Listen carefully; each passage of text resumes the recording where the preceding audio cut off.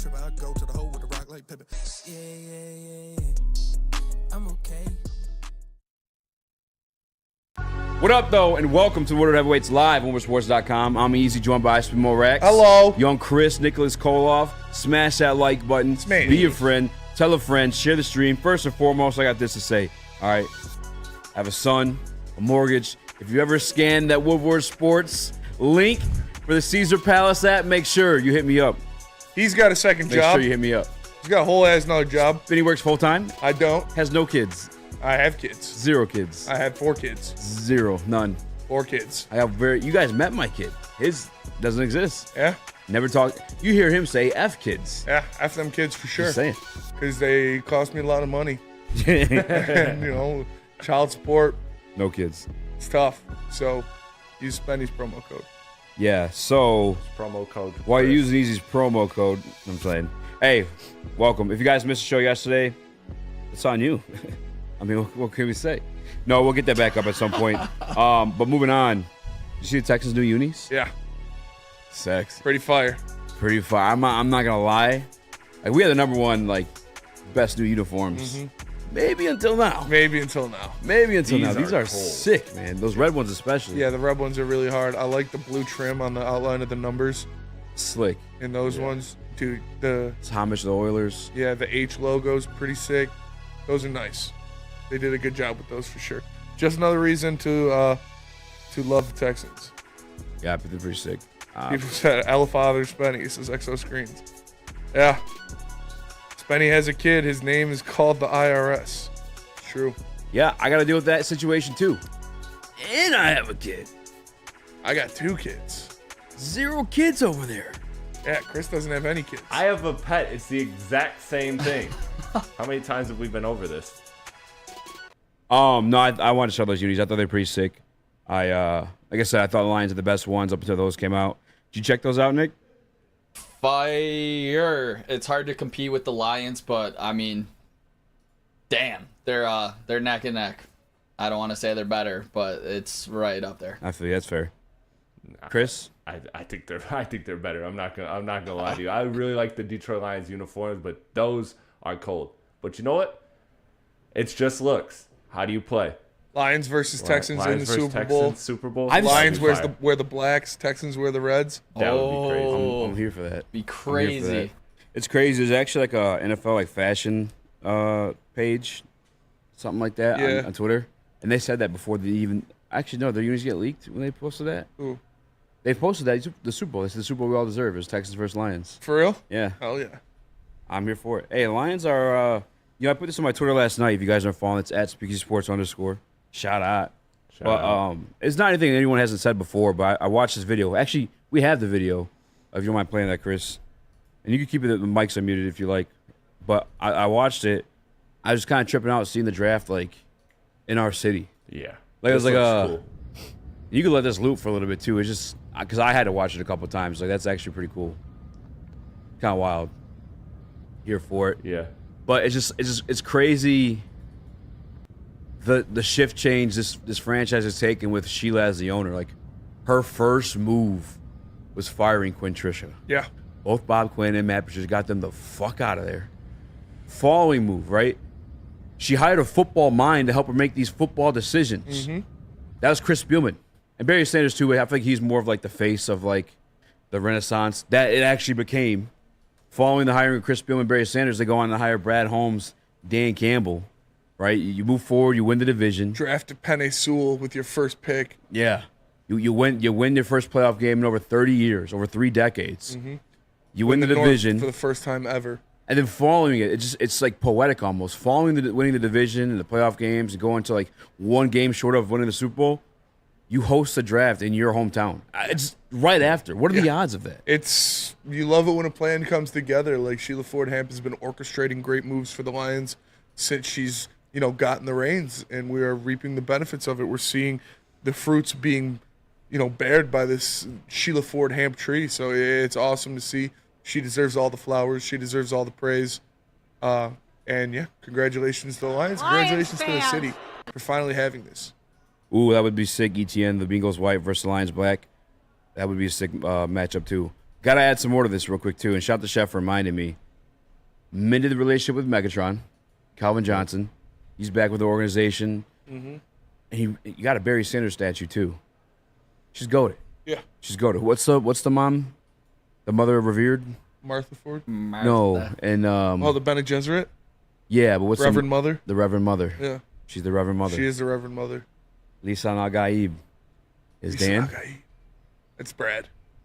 So here's the one thing. Brad's Lisa Nagaib.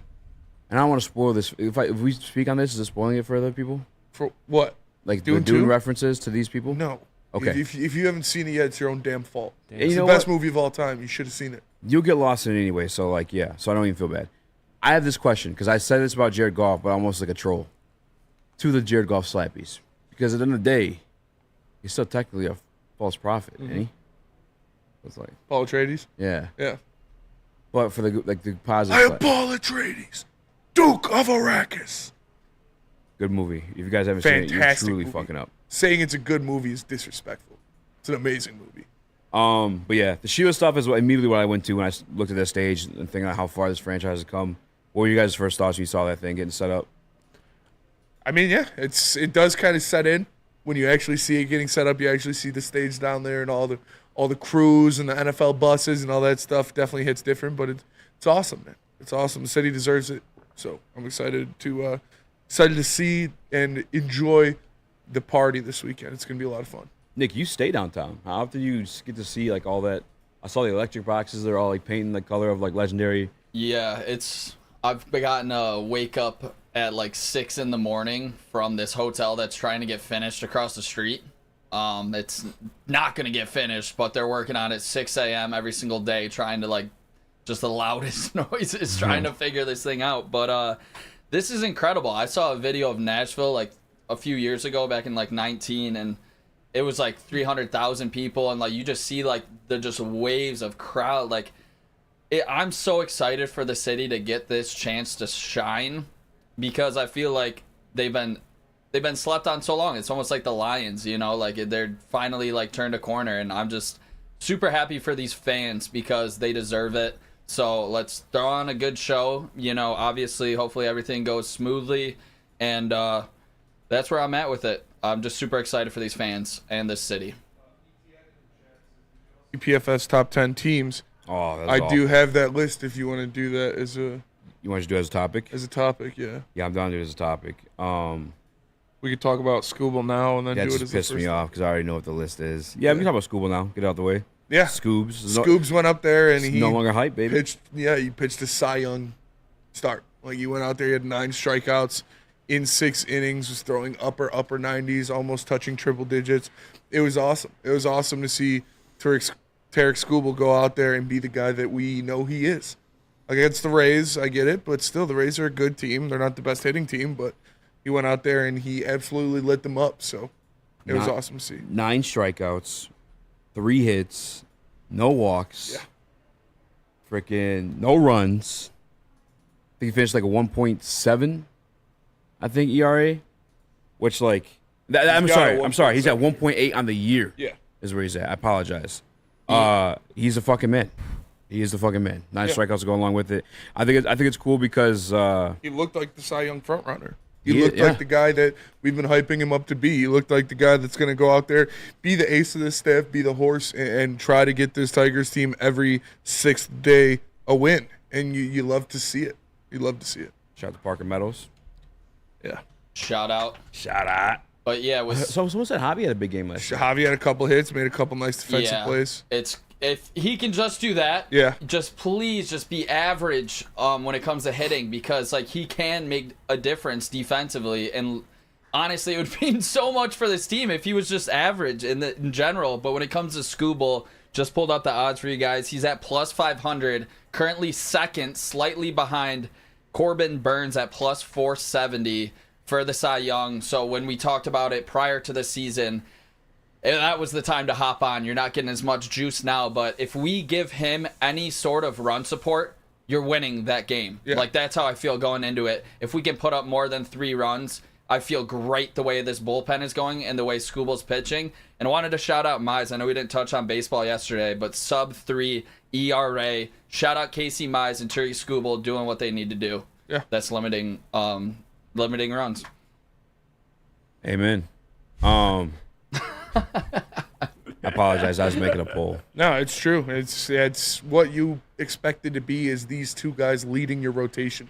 These two guys being at the top of your rotation, and for the past couple starts, they've been that. Obviously, we have a lot more faith in Tariq Skubal keeping it up all year, but it'd be amazing to see Casey Mize keep up the production he's had the past couple starts he's had, because you need that. With this team, they're not going to score a lot of runs. You're not going to have a lot of games like yesterday where you're just torching the ball and scoring a lot of runs. So you need games like this. You need outings like that from Tariq Skubal and from Casey Mize, and you got it from both of them. Shout out. And once more, I heard somebody came to me this morning. They're like, hey, did you listen to the radio this morning? They're talking about doing Jared Goff chants all throughout the draft. And I got nothing against that. If you guys want to change Jared Goff's name, the initial thought of it, I think that's great. Especially if Caleb Williams gets announced. Well, chant our guy's name, for sure. But once more, I want to reiterate at the top of the show, cut, clip, and share it if you want to. Do not let Roger Goodell leave Detroit without forgetting what they allowed on December 30th, 2023. Dallas Cowboys playing the Detroit Lions. They absolutely got jobbed by Brad Allen. Do not let these MFs come in here and fucking play in your face, politic in your face. No. Fuck that. Don't forget, Brad Allen can no longer referee any Detroit Lions games. That's the thing of it, too, is like, we may not get him fired. But at the very least, they have to, I don't want to say it this way because I don't want to get in trouble, but be concerned for this man's safety if he officiates a Detroit Lions game. Yeah. Like make it be known we will not tolerate Brad Allen having anything to do with, at the very least, the Detroit Lions, let alone the NFL. Please don't forget it. Jared Goff chance, I get it. It's fun. It's trending. We gotta come up with something to make sure these guys don't forget.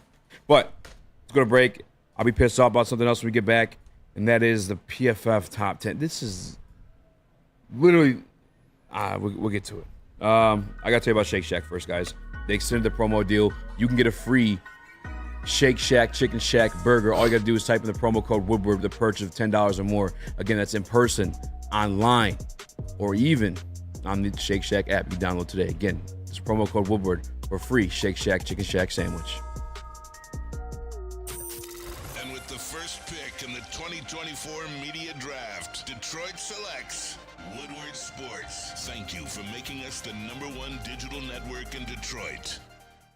Where's the most convenient place to get that big fitness energy? It's Planet Fitness. Join today for just $1 down, $10 a month. With over 2,400 locations and equipment for every workout, you can get in, get energized, and get going. And with free fitness training and most clubs open 24 hours, everyone belongs in the judgment-free zone. So join today for $1 down, $10 a month, no commitment, cancel anytime. Love Woodward Sports? Love wearing clothes? Then you should be wearing Woodward Sports clothes. Check out our full line of merch at woodwardsports.com. Just click on shop. We have all your favorite designs, like Dan Campbell kneecaps, Woodward golf, and of course, our own logoed out merchandise. Men, women, infants, kids all love Woodward Sports. Impress your friends. Impress your boss. Impress your dog. Buy Woodward Sports merch today.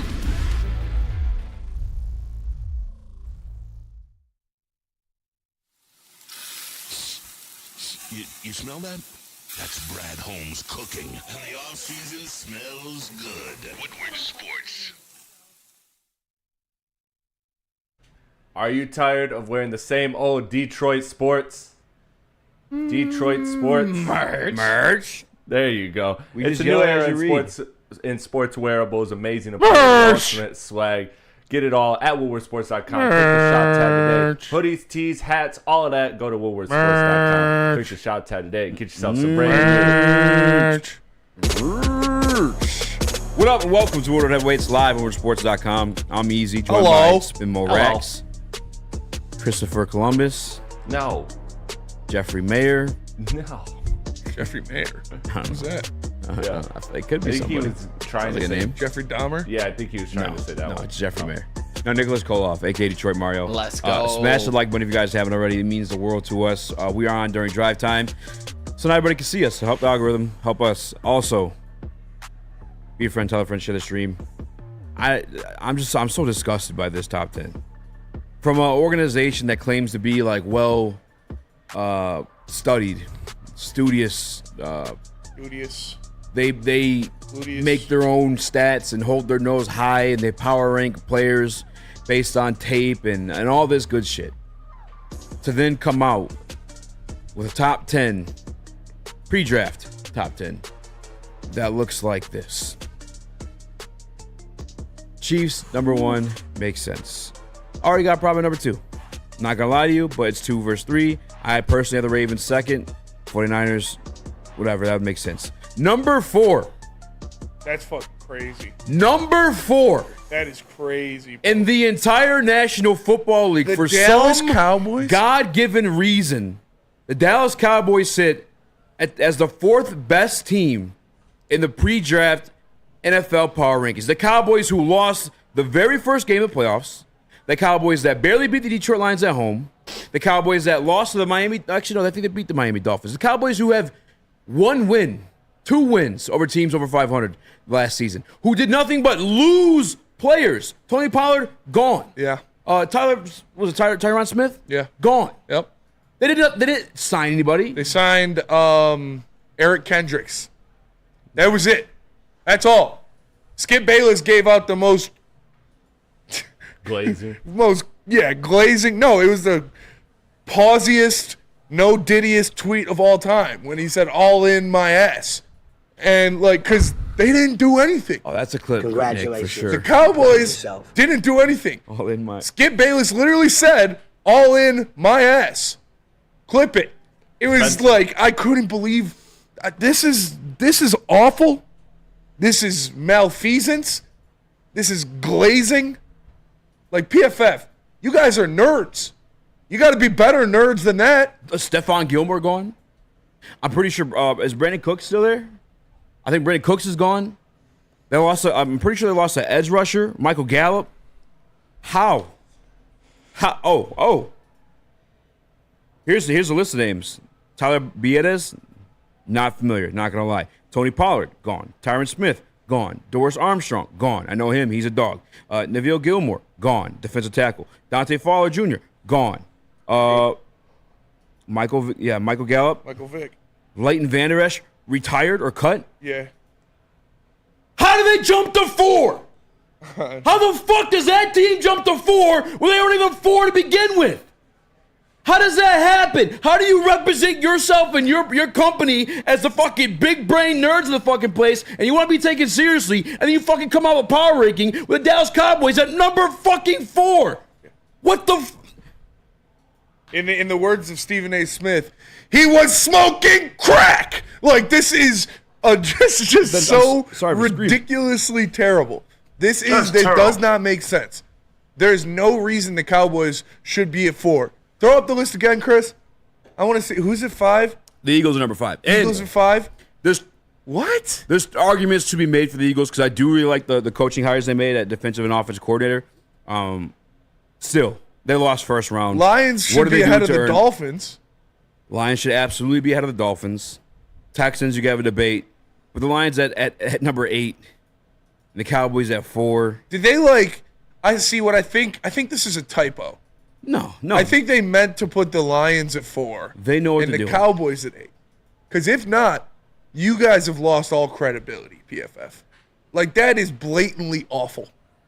To put the Cowboys as the 4th best team. What the fuck are you smoking, man? That is god awful. I feel embarrassed because I know exactly what they were doing. It's for this to happen. For us to pull up the PFF graphic, to talk about PFF, so then it becomes a household name, so people are more familiar with it. It's a more recognizable brand, because here we are talking about the dumbasses. I say fuck that, unless Nick and Chris, if you guys want to get something on it real quick, because we're not going to give them that love. Fuck them for this. Yeah. Honest to God. Fuck them for this. The Browns are better than the Cowboys. And I actually know a few guys there, actually. We had some guys. If they made this list, I am not sorry. This is fucking horrendous, bro. This is fucking terrible. If it's any of the guys that I know. Do you have anything before we just move on and do our own power rankings? So fuck this list. I hate the Cowboys. They're overrated. This is obvious what they were going for. They're a bunch of frauds. That's all I got. Frauds. Chris, you got anything? I mean, yeah, if you want to build your brand on lies and bullshit, then go ahead. But this is a list that's just it's not well thought out.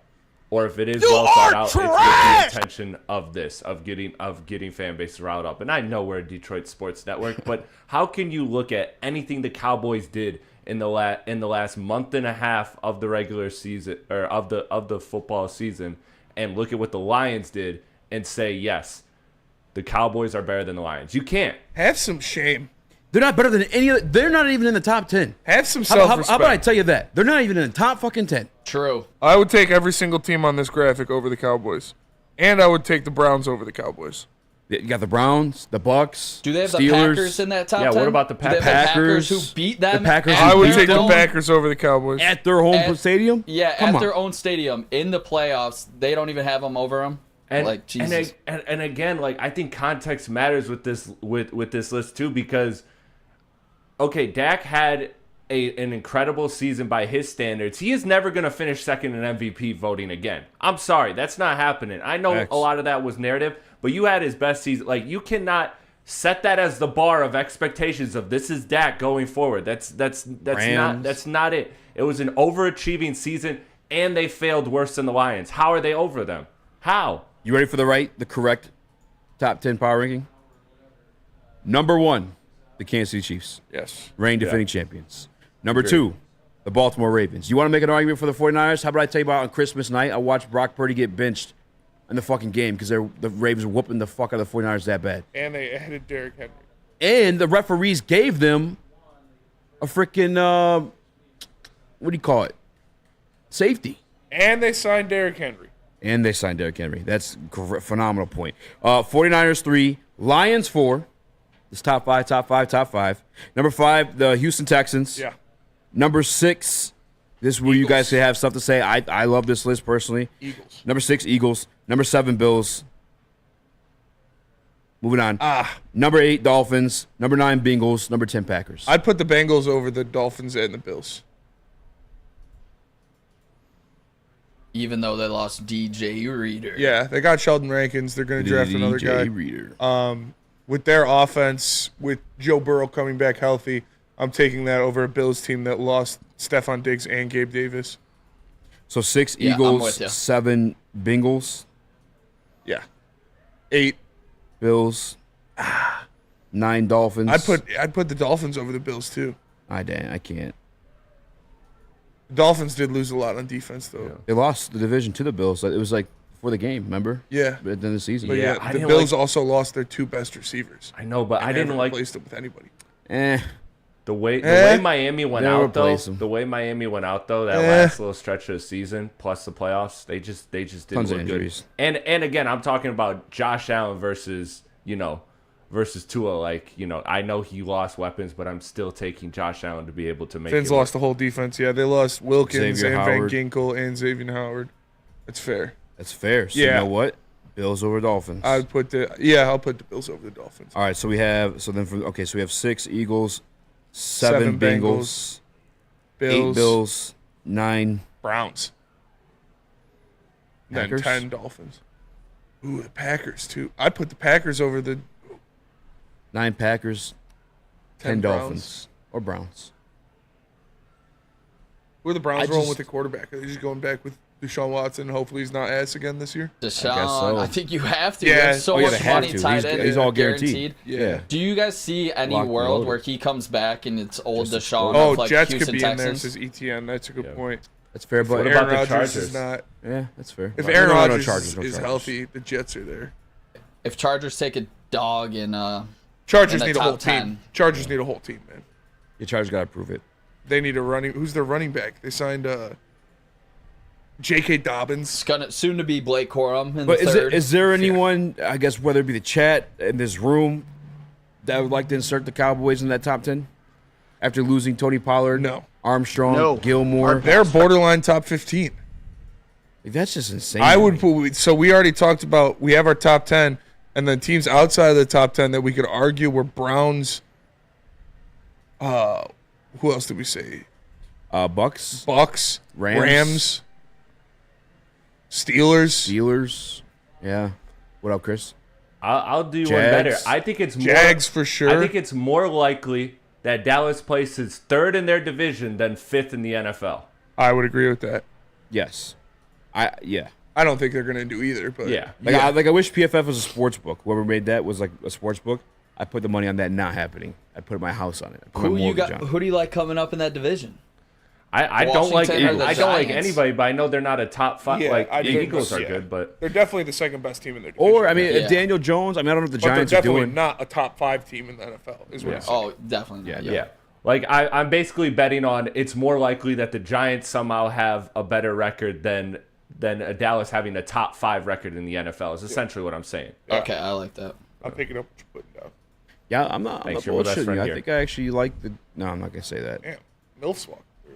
Yeah, definitely a milf zone. All right. Well, I'm glad we got that out of our system. I'm sorry for screaming if you had earphones in. I tried to back up a little bit. I Cowboys couldn't are help 12th, it, man. says I Ken. really couldn't. I don't think so. You know what? I'd put the Browns over them. I'd put the Rams over them. Oh yeah, the I'd Rams. put the Packers over them. Tampa Bay. Probably not. Well, can you tell us about Feldman? Tell us about Feldman, Nick. Unky Nick. Since 1996, Feldman Automotive has been driven to provide a fast and convenient first-class car buying experience called the Feldman Advantage. With 18 locations, there's a Feldman dealership in your backyard. Visit feldmanauto.com to find the location nearest you. Catch Woodward Sports Network live from Feldman Chevrolet Novi every other Monday. Feldman Chevrolet, Detroit's #1 Chevy dealer. I'd put the Falcons over. Thank you to the Detroit Lions and Sheila Hamp for the best season in Lions history. Now it's time to let Brad Holmes cook. Woodward Sports.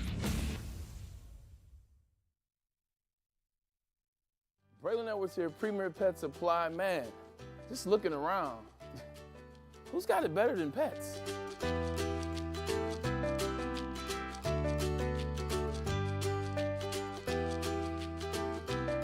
Come on, a baby stroller for Coda?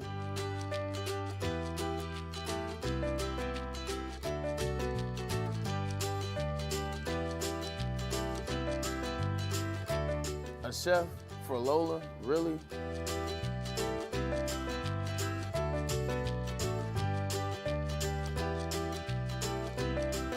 You don't have to tell me who the real boss here is. Who's got it better than pets? Nobody, especially here at Premier Pet Supply. For over 30 years and more than 13 locations, Premier Pet Supply has everything that your pet can dream of, and guess what? It's all under one roof. Premier Pet Supply, family owned, operated, and proud to call Metro Detroit home. Check out premierpetsupply.com or scan the QR code today. Who's got it better than pets? Nobody!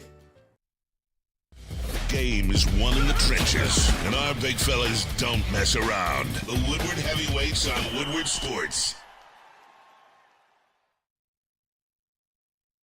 What happens when you run a great business for over 50 years? You expand and offer more happened? products to more people. That's exactly what Les Stanford did by adding Les Stanford Buick GMC. The same great service the customers have come to know and trust on Woodward Avenue, just south 9 Mile. Check out Les Stanford in Dearborn today and find the brand you wanted, lesstanford.com. What's up? Smash the like button. I'm your boy Eazy Joe, my guy. Hello. I don't know why I sounded so weird when I said that. What's up? What's up? Welcome back. Welcome back to Woodward Heavyweights live on WoodwardSports.com. Don't start that shit again. I'm Eazy at Speakeasy Sports at SpinMoreX at Chris Pratty 1134. Pratty. What is it? Chris Brady. Platte 1132, yeah. Platty I'm 1132. gonna We got change it. Nicholas Kohloff, aka Detroit Yeah, you don't Mario. got to worry about it now. Yeah. You got the job. Bro's acting like, oh, I'm gonna lose the real Chris Platty.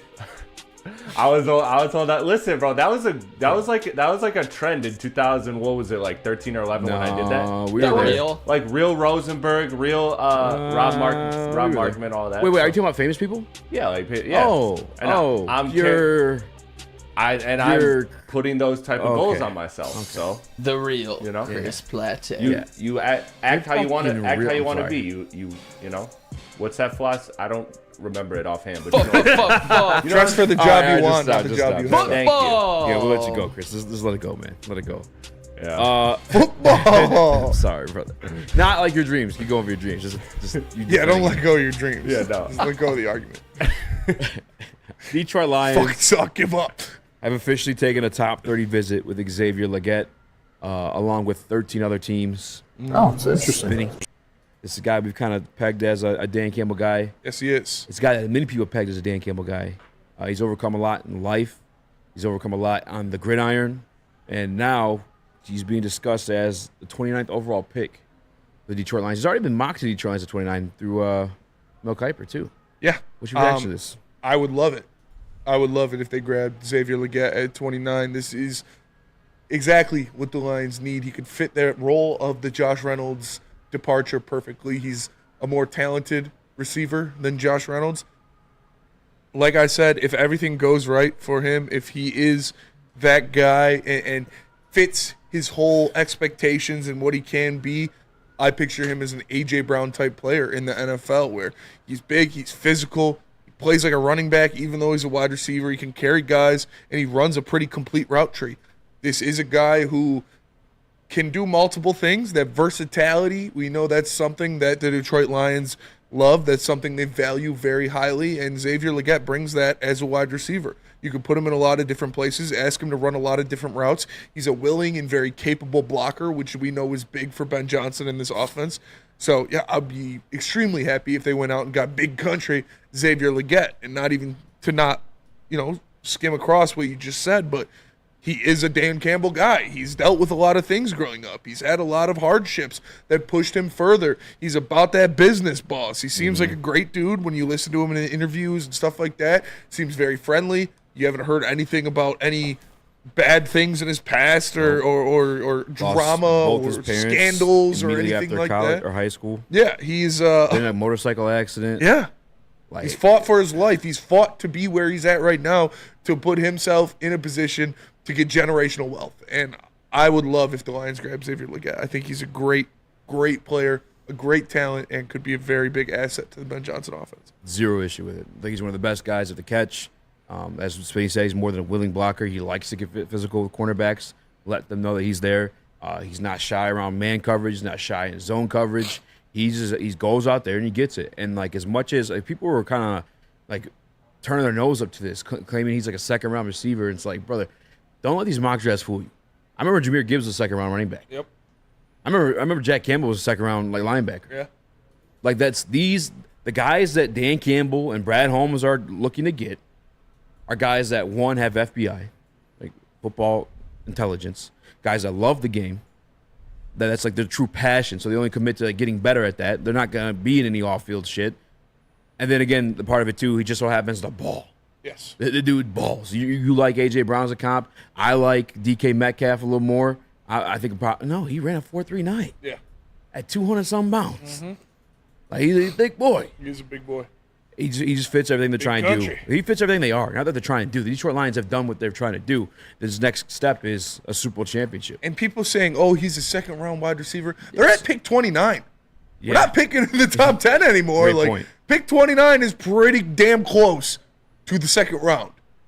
And who cares if he's a second-round wide receiver? Dan Campbell, Brad Holmes, they like this guy. They've brought him in and spoken to him multiple times. It means they see something in him. And I do too. I see what they see in him. I see how he fits the mold of the players they like, and I see how he could be that X receiver in this Lions offense. Nicholas?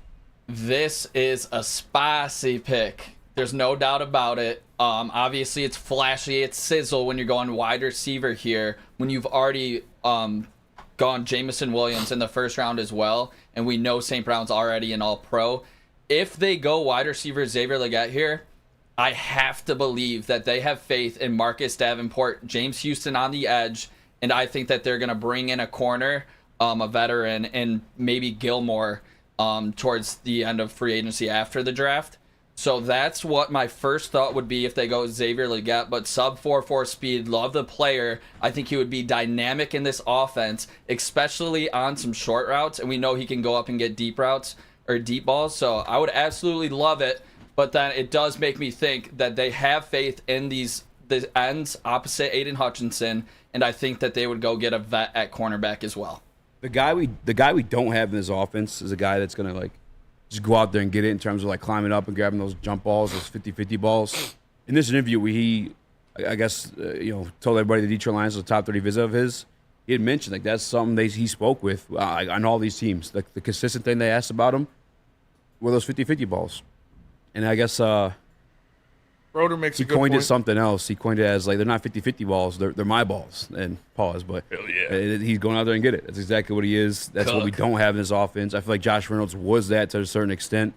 Xavier Legette, I have no issue with that at pick 29. Broder makes a good point. He says a 5-year contract on a wide receiver, a position that's getting very, very expensive, is valuable too. That's true. I wholeheartedly agree with that. Wide receivers getting paid $29, $30 plus million a year. You can never have enough young talent. You can never have enough young talent in 5-year deals at top flight positions like wide receiver, edge rusher, different things like that. So, and that's just the way you want to build around Jared Goff too. Or just, I think actually, in the modern era of the NFL, where you can't tackle guys from behind the lines or from behind. You want offensive guys that are going to bust through tackles. Big dudes. Yes. Yes, they're not going to get arm tackled. This is a guy that will not get arm tackled. And it's going to be hard to chase him down. Like you said, he runs a 4.39 at 6 foot, 210 pounds. So I've loved this pick for a while. I've been mocking him to the Lions for a while.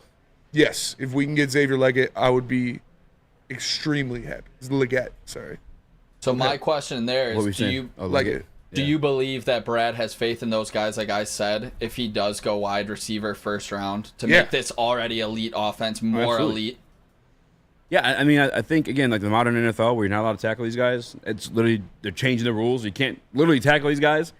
Yeah, this is the type of receiver you want. I saw someone comment, it renders the JMO pick useless. Not at all, brother. Not at all. They're two different human beings. Two different players. Completely different players, to be honest with you. And just to show a little something about that life, Chris, I don't know if you got the picture or not, but he's got some Dan Campbell in it. Yeah. Hoggin. You just throw that thing up, man. I mean, look at him. That's a Dan Campbell guy. That's a Dan Campbell guy. Yeah. All day. Big country. Have you seen those videos? Have you heard him talk? Yeah. Oh, yeah. Super Kind of country. like Randy Moss. Yeah. That's what I'm saying. Big ex-country wide receiver normally works out pretty well in the NFL. Motherfucker gets mad and gets talking. You know how he's saying? Like a DB's chirping at him. He doesn't know what he's saying in response because he's not making much sense over there. I'm here. Hey. I'm here for it. I think I might have talked myself into this being my favorite pick at 29 just now. I'm not even fucking with you guys. I love it. I love it, bro. I really think I just did that. We just did that. That he's the pick? Join the club. Because to be honest with you, a lot of the guys that we have fallen in love with, I don't really think are going to be there. Maybe outside of Kool-Aid. There's two picks that I would love more than any other pick at 29, and it's Xavier Legette and Jackson Powers Johnson. Who do you think ends up being a better pro between the two of them? Kool-Aid McKinstry or Xavier Legette? I think it's Legette. I honestly do. I do too. I don't think Kool-Aid's going to be a bad pro either, but I think this kid can be special, right? In the NFL. Isn't that, I mean, like it's wild to say because you think of Kool-Aid as a top 3 prospect at his position, but I've told you guys this is like it's not a great cornerback class. Not to say there aren't guys that are going to be good. There's definitely going to be a few diamonds in the rust, and obviously the 2 top guys, but it's not one to like. Funky Lions fan says I'd rather take Ricky Pearsall on day 2. I feel like Legette just fits the Lions and what they want to do way more than Ricky Pearsall. Who said that? One Funky Lions fan. I like Ricky Pearsall, one Funky too. Lions fan. The biggest thing for me in this that I've convinced myself with is, again, the new rules. You want these type of guys that aren't going to get tackled. Mm-hmm. You're just not going to want their physical guys. It's like having another a taller David Montgomery out there. Like, he's not going to get – the first guy's not going to bring him down. He's not going to get arm tackled. And he's going to lay the boom on the outside. He's going to set the edge for those sweeps, for those screens. Like, he's a good blocker already.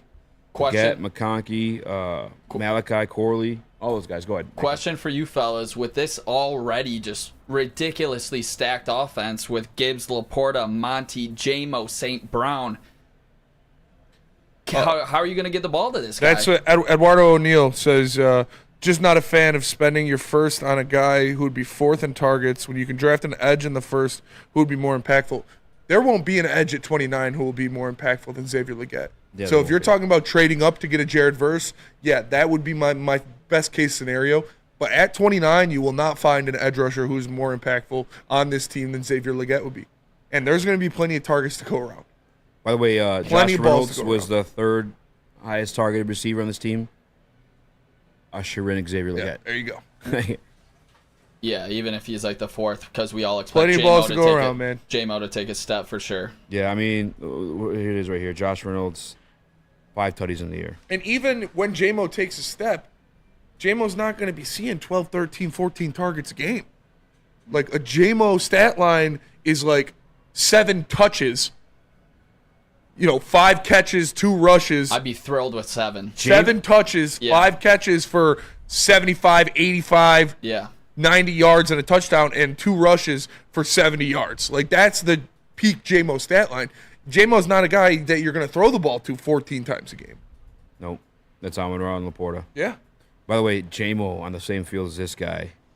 I mean, what he opens up. You can't double anybody. To rip through and do what he does. You can't. Good Lord. You got to line up singles on everybody on the field if you bring him in. Talk about Gibbs on a wheel route coming out of there, too. If you see J-Mo and Leggett going deep. Yeah. Jeez. D-Town Heat says Leggett is DK Metcalf light. That's what Eazy likes the DK Metcalf comp. I like the A.J. Brown comp. Similar receiver. Both big physical receivers who can run a lot of different routes. How many receiving yards y'all expect from Leggett year 1? What is reasonable as a rookie? I'd probably 600, 700. Yeah, I'd literally that. Yeah, I think that for sure. We have to go to break. Tell us about Guardian Alarm when we get back. Coach Kelvin Shepard talking about the draft process and who he likes. Guardian Alarm. Let me tell you about Guardian Alarm. Guardian Alarm offers you customized solutions from real experts. Their professional technicians take the time to recommend security and automation solutions specific to your needs. They also have 24/7 professional monitoring. You can call them anytime, day or night. No Guardian Alarm team member will stay on the phone as long as needed. And of course, they have technology backed by people. Your safety and security deserves technology. It's been proven to work and people who have been proven to care. So call them at 1-800. Stay out. That's 1-800. Stay out. And let them know Woodward Sports and Xavier Leggett sent you.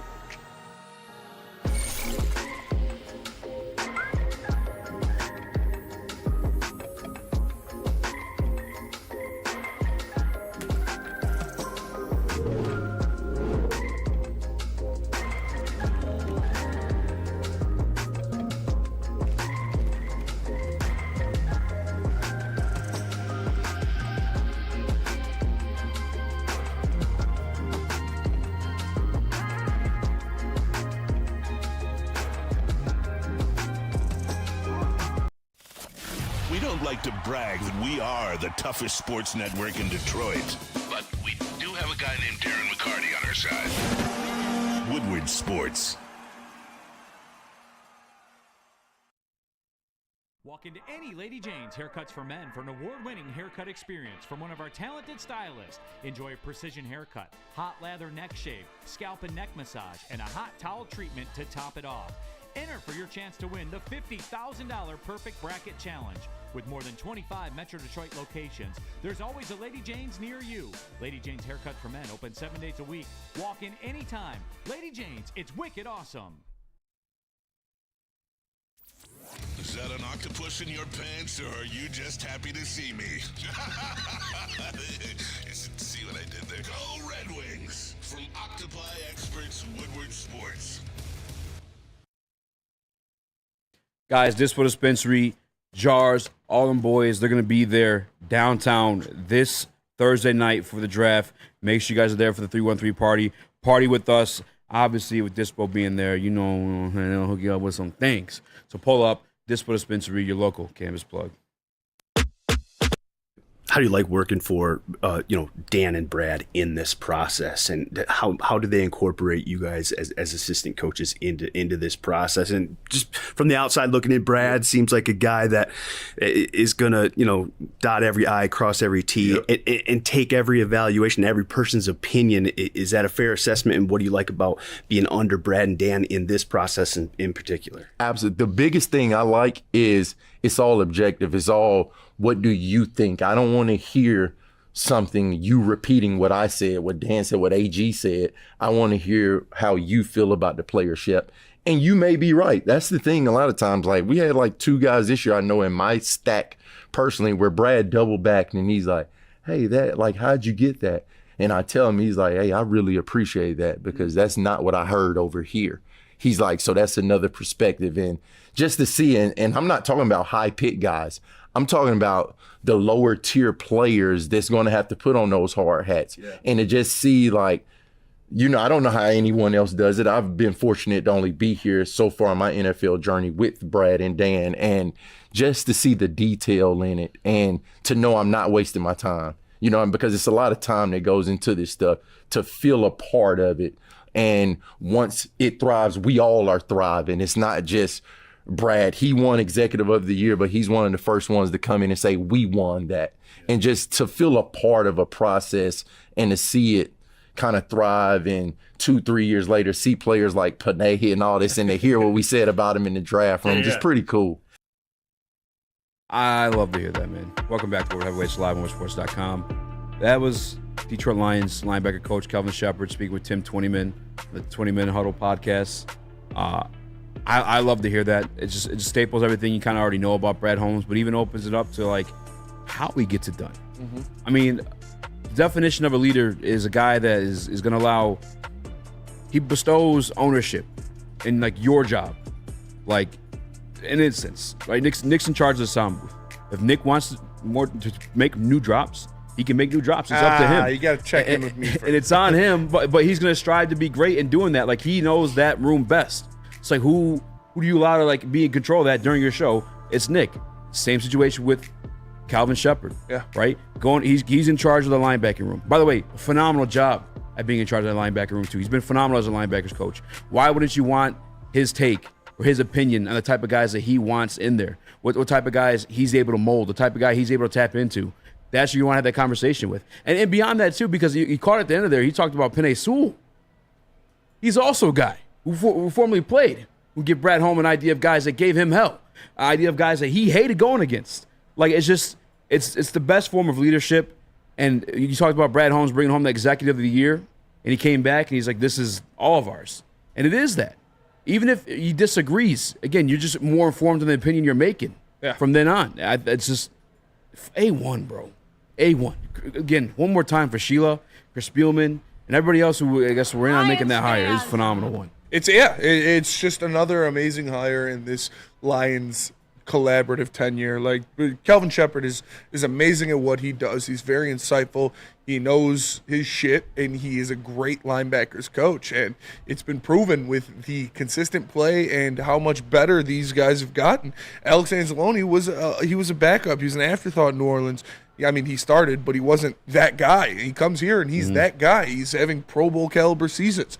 You have Malcolm Rodriguez, a 6th-round pick in his first season, go out there and having a 100-tackle season. Derek Barnes having a renaissance in this team with these coaches. It's awesome to see what he's been doing, not only with the linebackers that he is tasked to, but having this kind of say from your higher-ups means they trust this guy a lot, means they value his opinion a lot, and as they should, man. He's done nothing but prove that he is in the upper echelon of linebacking coaches in the NFL with what he's working with and how much of a return he's gotten from these assets.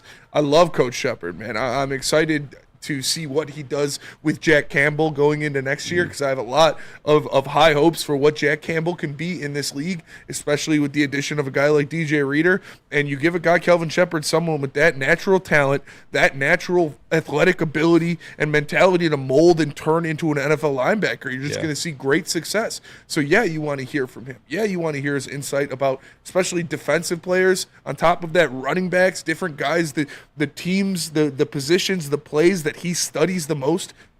Good people, good leaders, good GMs, they listen to the guys that are in the trenches every day looking at this shit. Because nobody knows it more than them. Exactly. Nick? Yeah, Broder said it in the chat, future defensive coordinator for sure. I mean, just the way he talks, you can tell he commands a room. But this kind of goes back to the whole lone wolf thing with Brad Holmes. He brings you in because he trusts you and he respects your opinion. He wants you to go against him. He wants different opinions. And this is why he keeps Kelvin Sheppard around. We've seen Aubrey Pleasant, a guy like that, get fired for not being elite at his job. We've seen Anthony Lynn, a guy they brought in, get fired because they're not elite at their job. Obviously, he trusts Kelvin Sheppard.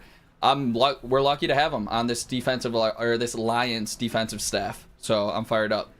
And again, I love Kelvin Sheppard, and that's everything Nick said is true. Everything Spinny said is true. So for Brad Holmes as a leader to empower that, to get his input, I mean, you heard him say during the clip, he knows the work that he's doing on these linebackers, like both as unrestricted free agents or wherever it may be. It's not all for nothing. Like the GM's actually considering the things he has to say. And he's even, like he said, doubled down and came back. Like, yo, what did you see in this guy? Because he got it right. And he had mentioned 2 of those guys that were on the team last year. I think it's just a phenomenal job at Brad Holmes and company, Dan Campbell as well. I mean, it's just a collaborative process. I think that's why they've been able to be so successful.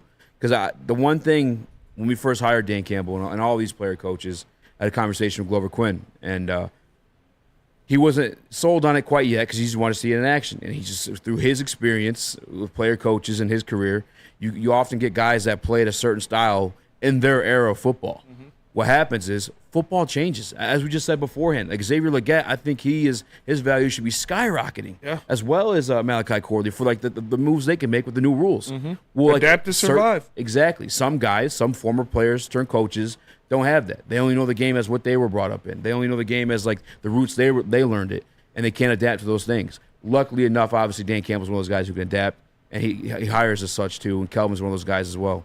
So it's all kind of worked out, and the fact that they're all collaborating and making this what it's been, it's special. It's become one of those places, man, where you can see this probably running for a long time as long as everything's managed well. I agree. Chris, do you have something? I mean, yeah. I just looking at history, you get to the top with a support system and belief around you, but you stay at the top by not having yes men, not surrounding yourself with people that just reiterate everything you say. You stay at the top because football is innovative. It is changing. It is evolving. Always, everything evolves. So you don't stay at the top with people just, not questioning you. You stay at the top with having different opinions, with having people with diverse skill sets around you. And that's what Brad Holmes has seemed to empower. That's what he's seemed to build here in Detroit. And that's why there's a lot of sustainability or belief of sustainability with what they have. The other part of it, too, just real quick, just with the empowerment there as well. You saw Dan Campbell do it with Deuce while he was here.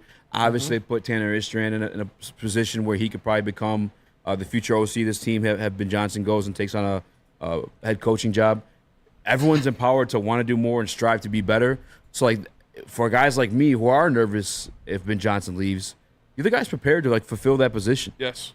He's been, if not, like, actually, like, on-the-job skills, he's at least been empowered to, like, put his head in that space. Being around, I wonder how he would approach that job. You know what I'm saying? And being around those guys like an Aaron Glenn, who we've heard players call a defensive genius, seeing how he handles the locker room, seeing how he does the different things that make him the most wanted coach by players in the NFL. Like, being in a good system, being around good coaches makes you a better coach, and seeing how these guys have operated in some of their first opportunities at what they're doing. Like Ben Johnson, first-time offensive coordinator. Dan Campbell, first-time actual head coach, not an interim head coach. Aaron Glenn, first-time defensive coordinator. Seeing these guys thrive in these positions and be offered head coaching positions of their own not only inspires the guys underneath them, but it gives them the track record and the game plan of how to get to where they're at. Yes, sir. So it's awesome. I love the coaching staff. And remember when everybody was saying in the media, this'll never work. Oh, too many. He's just hiring all his buddies. He's hiring all these player coaches. This'll never work. Guess what's working? The Dan Campbell Express. And this is from Sticky Fingers in the chat. Hell yeah. Gives me hope that they are looking at linebacker in the draft. My thoughts on that don't think so. Is with Malcolm, Barnes, Anzalone, and you already went first round Jack Campbell last season. I don't think that they're going linebacker. Maybe a sixth-round depth linebacker for a guy that could play special teams. Where are you guys at with that? If a guy that's special is there, they'll take him, but not. I would no. There's no thought in my mind they go linebacker the first 3 rounds. Yeah, if they're going to take a linebacker, it's going to be a special team guy. Yeah, I mean, I wouldn't say the linebackers class is strong to like guarantee a second or third rounder. But if a guy like Edgerrin Cooper is right there, like 61, I wouldn't be surprised. I'm not saying it's going to happen, but I just wouldn't be surprised. It had to be a guy like that. But I see him acquiring. So I listened to this entire podcast, and it sounded like he wants at least 2 linebackers.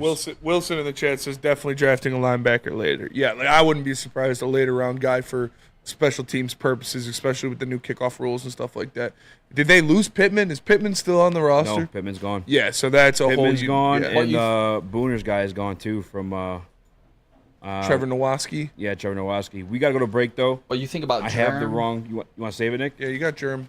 Yeah, you got Germ back there, too. Special teams elite. Yeah, but still, grab one.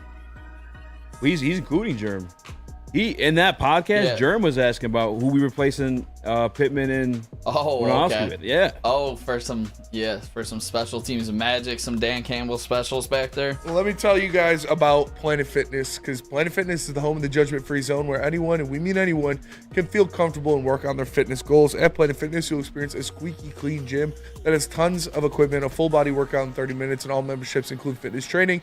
You get all of that for just $10 a month, no commitment. No matter where you are, Planet Fitness close by, more than 50 in Metro Detroit, thousands more throughout the world. Planet Fitness, where your fitness is essential. Stop searching for a vehicle and start finding one. Les Stanford Chevrolet Cadillac makes it easy. We harness the power of multiple dealerships and own the biggest selection of GM brands in the area to get you the car you need. With the Les Stanford Group, you'll have access to 4 different dealerships, providing you with more makes, more models, and more choices. We're connected to more than 1,000 vehicles. And with so many high-quality CPO vehicles available, you'll find new car quality at pre-owned prices. You can start and end your search at lesstanford.com today. Congratulations to the real coach of the year, Motor City Dan Campbell. Just put your head down and go to work. It's about to be fun, man. It's about to be fun. Woodward Sports.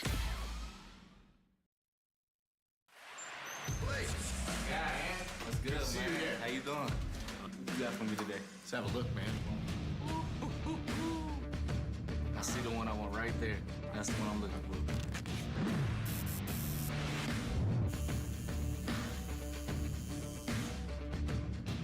Welcome to the winner's circle, Blake.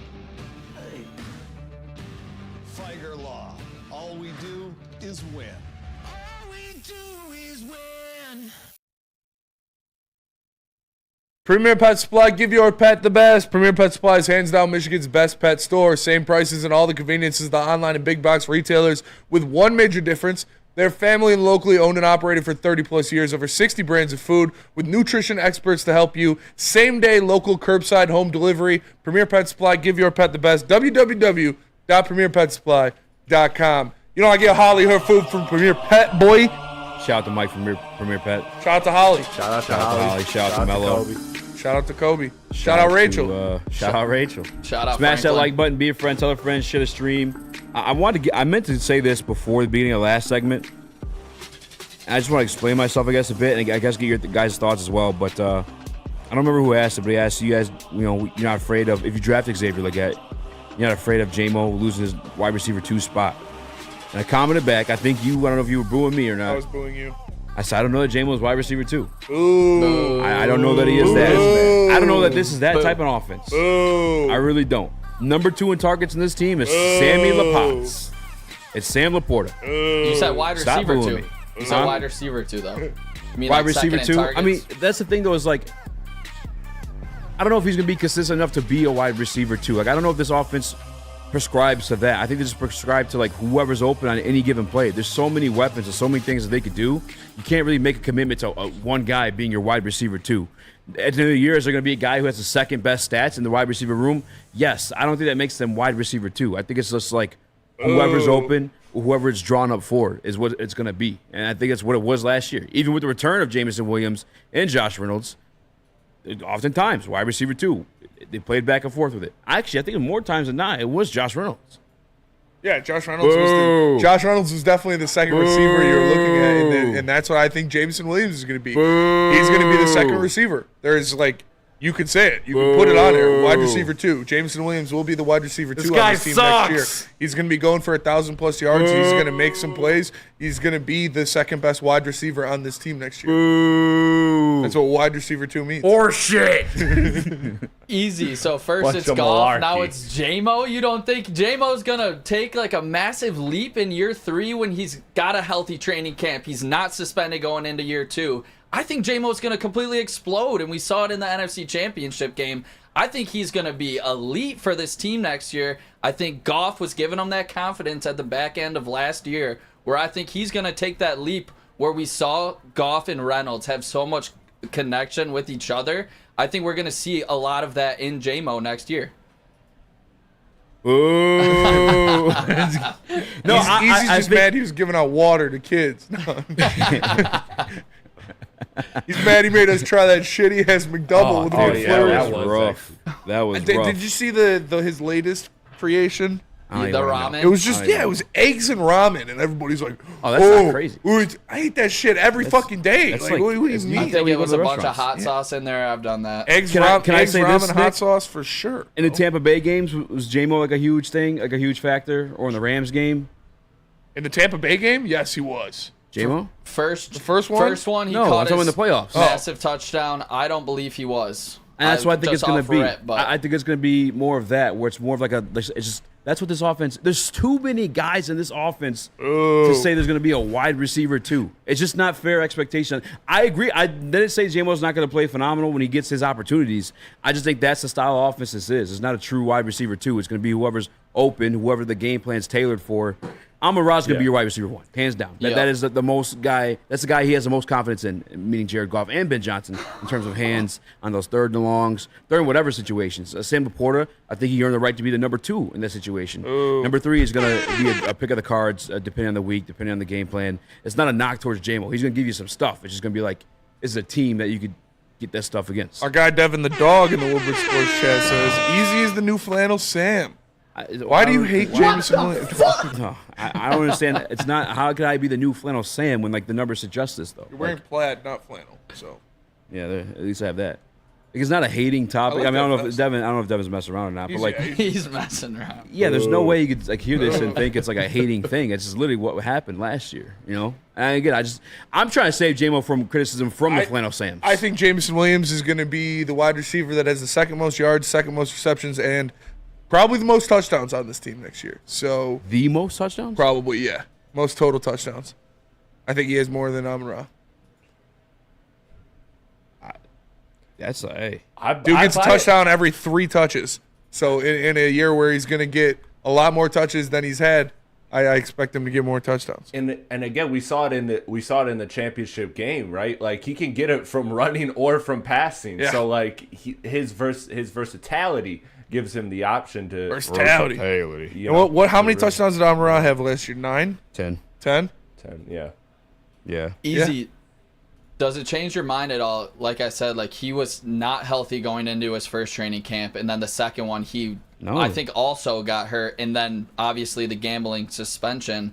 Does that, differ from you, make you different from your opinion at all? Because he's never had that with Jared Goff, and we know how much it's a timing thing with Goff, and if he gets that timing down, I think it's just sky's the limit. But they have. I think he is what he is. Like again, he's gonna get his. I'm just trying to stop you guys from thinking it's going to happen every single game. It's good. This offense, the genius of Ben Johnson is the fact that he has all these guys. He's able to distribute the ball obviously outside of Amon-Ra and Laporta evenly. Yeah, it's really going to It's not going to happen every game. Don't let your fandom for Jameson Williams overcome what it's going to take or what they map out to win these games. It's not going to happen every game. It's not always going to be exactly. And that's why he's wide receiver 2 and not wide receiver 1. If it happened every game, he'd be wide receiver 1. I just don't even know if he's going to be wide receiver 2. I'm just trying to refrain from putting those type of expectations. So who's your wide receiver 2 then? I think it'd be between he or whoever ends up being the next guy they bring in. Whether that be Leggett or maybe even Peoples-Jones. You have more confidence saying that Peoples-Jones could be wide receiver 2 than Jameson Williams? I think it's a toss-up. I don't think there's a wide receiver 2. It's not, Amon-Ra's covered. Let me find the second best guy. No, it's going to be whoever that play's designed for. We've seen them draw up a lot of plays for Jameson Williams. And to Nick's point too, the offseason when he came in, he got in his groove. We watched it this year in the playoff game against the Rams. Guess who was wide receiver 2 behind Amon-Ra St. Brown? It was Josh Reynolds. You guys remember that game vividly because our first playoff victory in my lifetime. Josh Reynolds was made a focal point in that game. It's just, again, that's just smart football. It's not. They don't play like, who do the fans like most? Who do I think could be the coolest? Who looks coolest? Who's the fastest? It's going to be like, who can we utilize the most against this team's weakness to end up with a victory? I'm 110% in lockstep with you, Eazy, but my question then is, what defines your wide receiver number 2? Because at the end of the year, I imagine him to have more stats than a potential draft pick that the Lions bring in, or or a Donovan Peoples-Jones. Like, I expect J-Mo's numbers to, while it won't be consistent like you said, I expect it to be of a higher level, which puts him kind of wide receiver 2, unless you're kind of considering Laporta as your wide receiver 2, since that's probably going to be the guy who gets the second most targets. Oh, he's tied on 1. Yeah, that's what I'm saying. But like production-wise, he's still going to be your going to be your wide receiver 2 just by numbers. Like, would you bet money on anybody else, any of the other receivers having better production than J-Mo? You said this is insane glazing. It's insane glazing to say this guy's going to be wide receiver 2. Do you have that low expectations of him? There's not low expectations, but again, this saying is it's insane glazing for him to be wide receiver 2. Wide receiver 2. This is an offense that categorizes who's going to be open on that play. This is like the wildest shit to me. That we're just like, just give him the targets just cause. That's just like, that's not how this works. Nobody's saying that. They're going to draw up each week who's going to benefit the most. I think he is going to have the second most yards from a wide receiver on this team. I think he is going to be at the most or the second most touchdowns for a wide receiver on this team. I think he's going to have the second most receptions for a wide receiver on this team. And that equates to you being wide receiver 2 on the team. And that's what you think. Again, I don't know that it's going to happen. Is he the odds-on favorite? Probably so. So how is this But if they insane grab glazing? Xavier, like, it's insane glazing the way that you guys are trying You just to say. said he's the odds-on It's favorite. insane glazing because I'm trying to fucking tell you, bud. You just said he's the odds-on favorite, so it's obviously not too hard of glazing. No, it's insane glazing the way people are acting in the chat. As if it's like hate or anything like that. Like that shit's wild. Like that's just not how football's played. That's not how these guys game plan versus like who you guys think is the coolest in the fucking jersey. But Easy, back to my question. So you're defining your wide receiver number 2 as the person with the wide receiver with the second best production on the roster, correct? At the end of the season. Yeah. Okay, and so you're this offense, you're not sold that Jamison Williams is going to have the second best stats among wide receivers. I don't know that it'll be him. Okay. No. Okay. So Easy, I disagree, but going forward, That's fine. you don't have confidence that Ben Johnson is going to get Jamison Williams more involved in this offense? Is that what you're saying, like targets wise? No. Because we know J-Mo does so much more than obviously just catch the ball. He opens things up for everyone else on this offense. Are you saying just strictly numbers wise, he's not going to get the targets and receptions that maybe everybody else is expecting to take this major leap here? Yeah, probably closer to that. Obviously, gonna have a better season than last year because he only played 12 games last year. But I just don't. I'm not putting these crazy expectations on him. I guess is what I'm. I don't think wide I'm not receiver saying two are he's crazy bad. expectations. I'm not saying he's gonna be like he's still gonna be J-Mo. He's still gonna be super fucking effective. He's still gonna be a dangerous ass weapon. But he's gonna be utilized accordingly. Is what I'm saying. I don't think saying the former number 12 overall pick to be wide receiver 2 on a team where your third best wide receiver is Donovan Peoples-Jones is crazy expectations. I think those are reasonable expectations. We shall see. Tell us about whatever the hell you got to tell us about. Lady Jane's. Awesome is I got a beard trim and a scalp massage today. You can do the same. Awesome is when a guy can be a guy and get an amazing haircut. That's Lady Jane's Haircuts for Men. Stop in, sit back, relax, and let one of Lady Jane's talented stylists make you look and feel great. Walk in anytime, 7 days a week. Lady Jane's. It's wicked awesome. You smell that? That's Brad Holmes cooking. And the off-season smells good. Woodward Sports. Where's the most convenient place to get that big fitness energy? It's Planet Fitness. Join today for just $1 down, $10 a month. With over 2,400 locations and equipment for every workout, you can get in, get energized, and get going. And with free fitness training and most clubs open 24 hours, everyone belongs in the judgment-free zone. So join today for $1 down, $10 a month, no commitment, cancel anytime. At work and at home, we're there with smarter security solutions. Featuring complete automation with customized alerts and more. For over 90 years, we've been the company that's been counted on to protect what matters most, all with personalized service and care. Right now, for a limited time, receive a free video device plus free installation with a new home system. Guardian Alarm. We protect Michigan. Soroki's Crispy Chicken and Pizza is taking over Michigan. Locations are popping up all over Metro Detroit, doubling their number of restaurants this year. Known for their quality hand-battered and hand-breaded chicken tenders, sandwiches, and New York-style pizza. Be sure to stop in and try. They're at a mega station near you, or go to www.sorokis.com. Bonjour, and welcome back. Woodward Heavyweights live at WoodwardSports.com. It's your boy Eazy, joined my guys Raxter, Young Chris, Nicholas Kohloff. Let's rock. I could go on this JMO stuff because I just hate this stuff I'm reading. It's a genuine lack of. Before we hop off it, then do you want to put your expectations out there then? Yeah. Probably say 6-7 we said for Leggett. Yeah, 7. No, your expectations for JMO. JMO. Those are your expectations for JMO.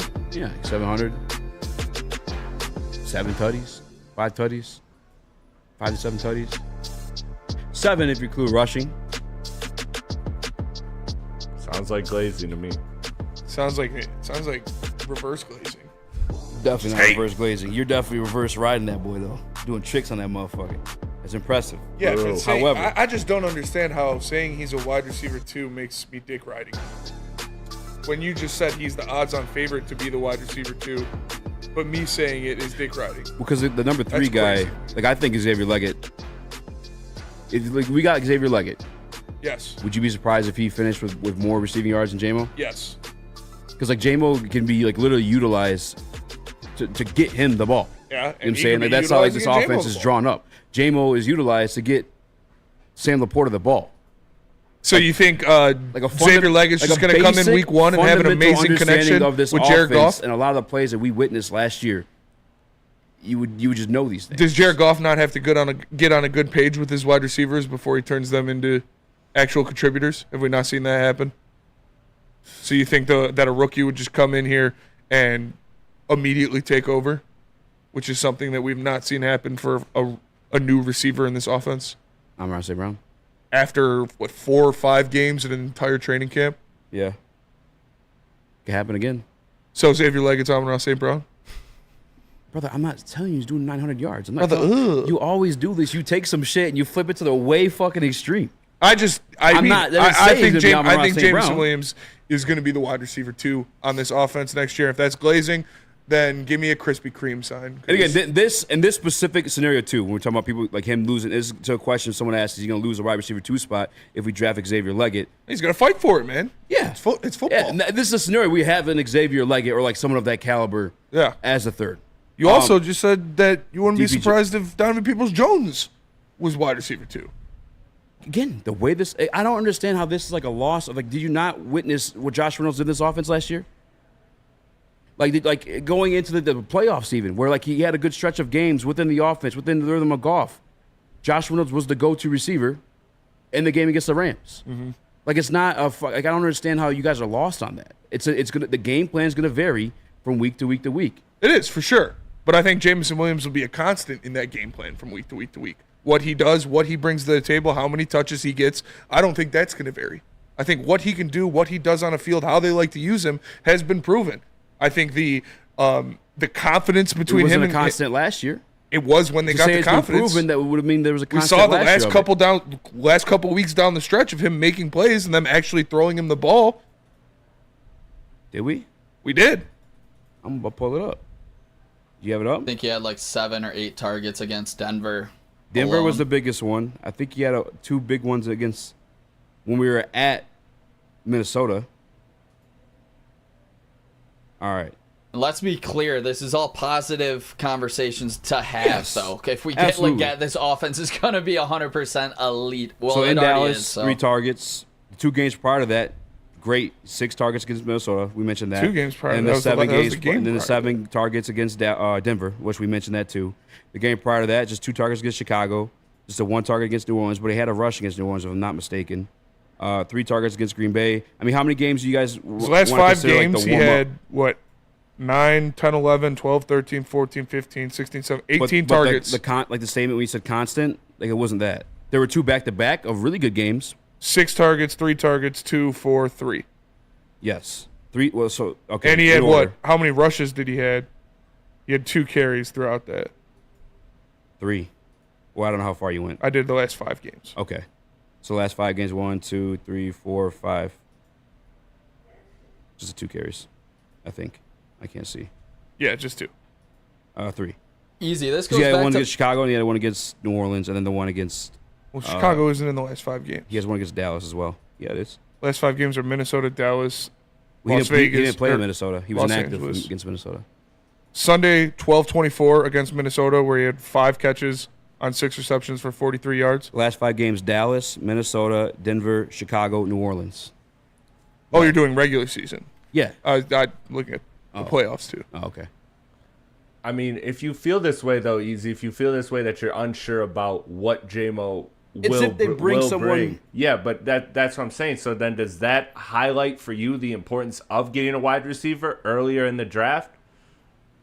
No, it should be less important. No, because this offense is going to work either way. Given Easy's stance of using JMO's almost not an Easy. I don't want to say you're totally discrediting him or anything, but you're not counting on a consistent production from him, right? Like you're counting on it being a game to game type of thing. I hate it even being said like that. Yeah, but don't you then need another wide receiver then to fill that Josh Reynolds void if you only view JMO as that, right? Well, yeah, and I've always felt that way. Okay. By the way, that's what I remember. I was the guy that was like, "Oh fuck, I don't really like losing Josh Reynolds." But I think I again, don't give a fuck about Josh in this Reynolds. offense where it's a lot of X's and O's, like it's not anyone going outside the structure of play and making phenomenal plays. It's very like regimented. Where like we know where guys are going to be. We're setting certain things up. We're coming out the same formation just to switch an audible like last minute 3 times in a row. You know what I'm saying it's very they're mind games. You know what I'm saying so I still think you get a guy out there and he'll still be able to produce.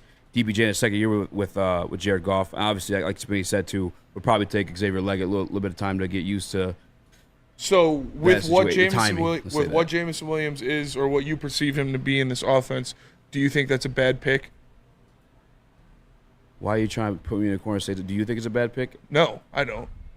I can't say that. We're winning games. I'm not here to bitch about any picks or what anybody was taking as long as All right, we I were was in just the NFC asking, man. Championship. Relax. You just trying to get me to say negative shit. So you I'm get, just asking. I'm just do what you asking can you do. because I saw Gromit say in the Woodward Sports chat. He said it sounds like Lions fans are still trying to justify a horrible pick. It's okay. I don't think it's horrible, but do you think it's? I think it's a overall? good fit because he brings something to our or a good pick because he is something in our offense that we don't have and nobody else can replicate in our offense. Do you think he's 12th overall in a redraft? No, probably not. Yeah, maybe that's what Gromit was getting to. But I bet Brad Holmes would get him at 12 again in a redraft. Brad Holmes wanted him for what he can do. I know. I know. He shouldn't be catching strays right now. I don't want him to be catching strays. That was just a question from the chat, if I'm not That mistaken. was, it's Gromit 0237 in the chat. Easy keeps bringing up what Josh Reynolds did in this offense, but he didn't realize it's literally proving our point. Josh Reynolds was receiver number 2, but how does that prove your point?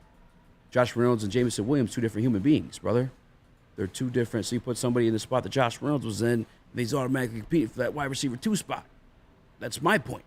That's why I'm saying it. Jameson Williams is not Josh Reynolds. They're 2 different players, 2 different play styles. They're just different human beings. I think Jameson Williams is going to take a step next year and be a wide receiver too, based on what I saw in the the last couple games of him making great catches, running different routes, getting the ball on the sidelines, and making things happen.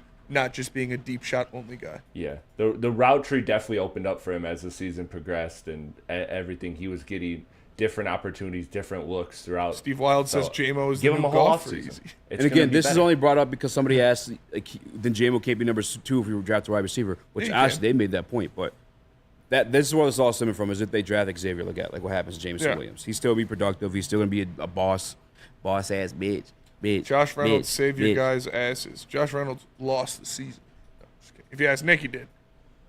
Yeah, in that case, Josh Reynolds. Yeah, always will. Not gonna fight it. 2 massive drops in the NFC Championship game. I wanted a Super Bowl. I'm not took that mad. away. I mean, Gibbs, big fumble. Vildor, face mask. A lot of things went wrong in that game, but Josh Reynolds, 2 massive drops. I would say Big reason why we lost. trying to stop a Kyle Shanahan offense with Kendall Vildor as your second cornerback is more detrimental than Josh Reynolds. But it's malfeasance. I'm not mad at it. It's our A favorite lot of word. things happen, but to me, I think if Josh Reynolds catches those balls, we win. That's fair. Well, let's go to break. We come back. Let's talk some more draft. I got a couple things we do with this. We can do our Twitter tier list, or we can do our reactions to if these were the picks at 23 or 29. I'll let you guys decide, but not before I tell you about Swiss Insurance, all right? Swiss. Make sure you hit up my guy, Mark. He's the best in the game. Make sure you're not getting swindled, bamboozled by your current insurance company. Make sure you're right. Call 313-530-1698 or visit SwissINS.com. Love Woodward Sports? Love wearing clothes? Then you should be wearing Woodward Sports clothes. Check out our full line of merch at woodwardsports.com. Just click on shop. We have all your favorite designs, like Dan Campbell kneecaps, Woodward golf, and of course, our own logoed out merchandise. Men, women, infants, kids all love Woodward Sports. Impress your friends. Impress your boss. Impress your dog. Buy Woodward Sports merch today.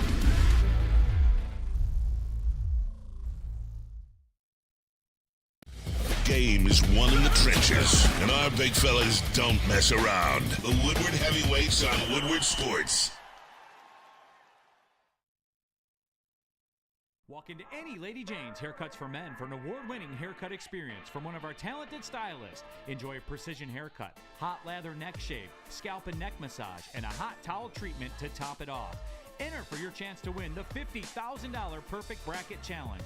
With more than 25 Metro Detroit locations, there's always a Lady Jane's near you. Lady Jane's Haircut for Men, open 7 days a week. Walk in anytime. Lady Jane's, it's wicked awesome. Oh, I apologize. I forgot that was me. The Boys and Girls Club, make sure you guys pull up from the 24th to the 26th. It's brought to you guys by the Bus Stop Sierra Foundation with Jerome Bettis and 3C Sports Conference to educate, inform, inspire players, parents, and coaches in our local communities, featuring impactful speakers like Jerome Bettis himself, Eddie George, and Adam Schefter. Again, that's April 24th through April 26th. Scan the QR code next to me to join. Join up. Join. I actually changed my opinion, guys. J-Mo's going for 1,000 yards, 15 touchdowns easily. Hooray! Pull Neil Rule out my pocket. Just get him on my side. What do you want to do? You want to number one Neil bot keeps responding, dude. Flannel was so pissed. That shit was so funny, man. To be fair, Evan is the number one Neil bot. Why do you call his government, bro? It's who he is. You gotta identify the ops. You guys want to do the Twitter tier list, or do you want to do the reaction? We can do the Twitter tier list. I'm down Twitter for tier that. list. I like both of them. I'm down From Brian Branch on Twitter. Oh yeah. Gave Not us- the Brian not Branch. the Brian but Branch. Brian Branch. There are 4 tiers for what we think the pick at if this player was the pick at 29, how we'd feel. We'll start with the highest tier, which is you wanted this player for months. Talked about him for months, wanted him for months. Are we each going to do one at a time, or are we each going to do our whole group. tier? Yeah, do our group. All right. One at a time makes sense, right? Well, because we No, might each have tier? more. We might Yeah. have more than Yeah. each other.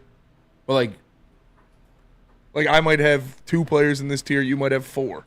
See what I'm saying? just go by tiers. Yeah. Yeah. Yeah. Okay.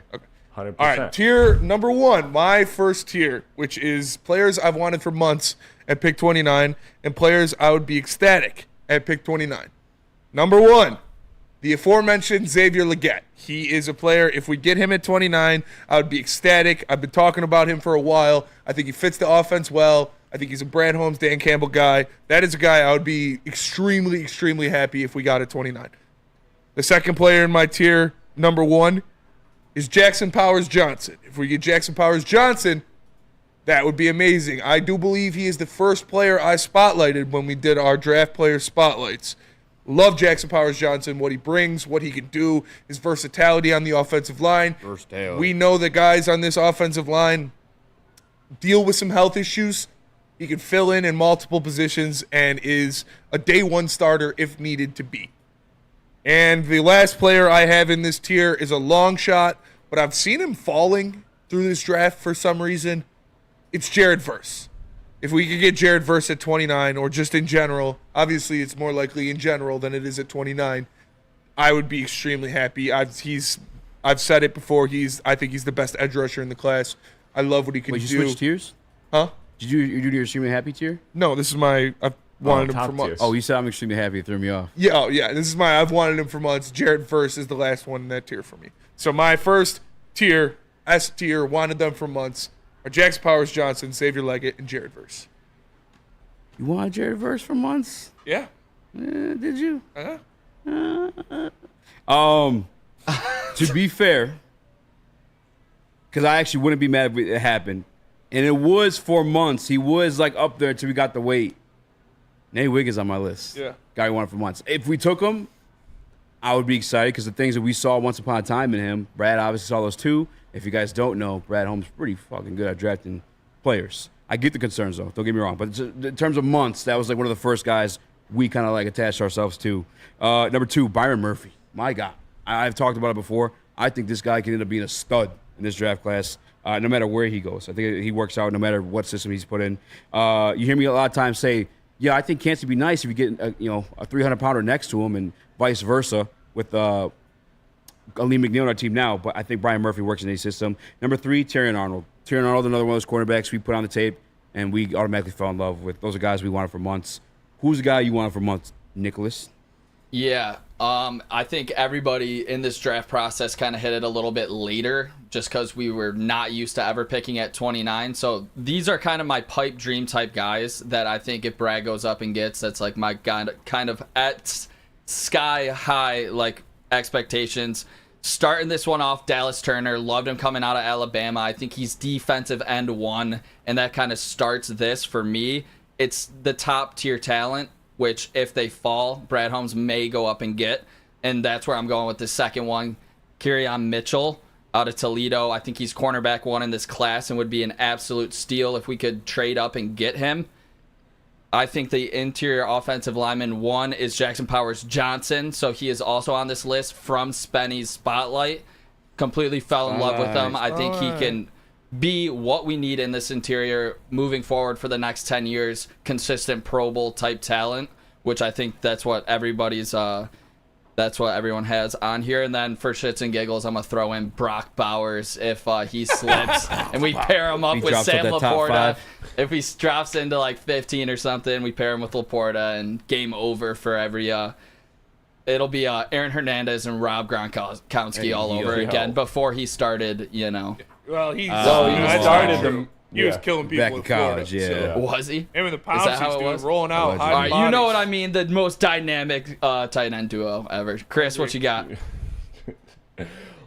Okay, so mine is pretty cornerback. Mine is pretty cornerback heavy here at the top because I just believe that if these guys are the number 1 CBs or people that you view as potential number 1 CBs, you get them.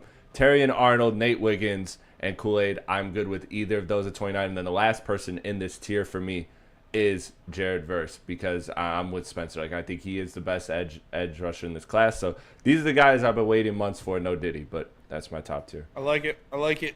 Second tier is players we would be very happy with if they were drafted at 29. This, talk about very cornerback heavy. This is a pretty big tier for me. I have 5 guys in this tier. Nice. 3 of them are cornerbacks. Nate Wiggins, Kool-Aid McKinstry, Terrion Arnold. You get any of those guys at 29, I'm very happy with the pick. I think all 3 of those guys are going to do well in the NFL. Obviously, Terrion, if I had to choose one, it would be Terrion Arnold. I think he's going to be the best out of the 3 of them, but also I don't think he's going to be anywhere near 29. So, but if you can get any of those guys, I would be very happy. The next guy in this tier for me is Graham Barton. If you get Graham Barton at 29, again, just another mauler, offensive lineman, fits the scheme, fits what the Lions want to do. I think that would be a great pick at 29. And then finally, very happy, Keon Coleman, for personal reasons only. That's my guy. Love Keon Coleman. Would love to see him in a Lions uniform.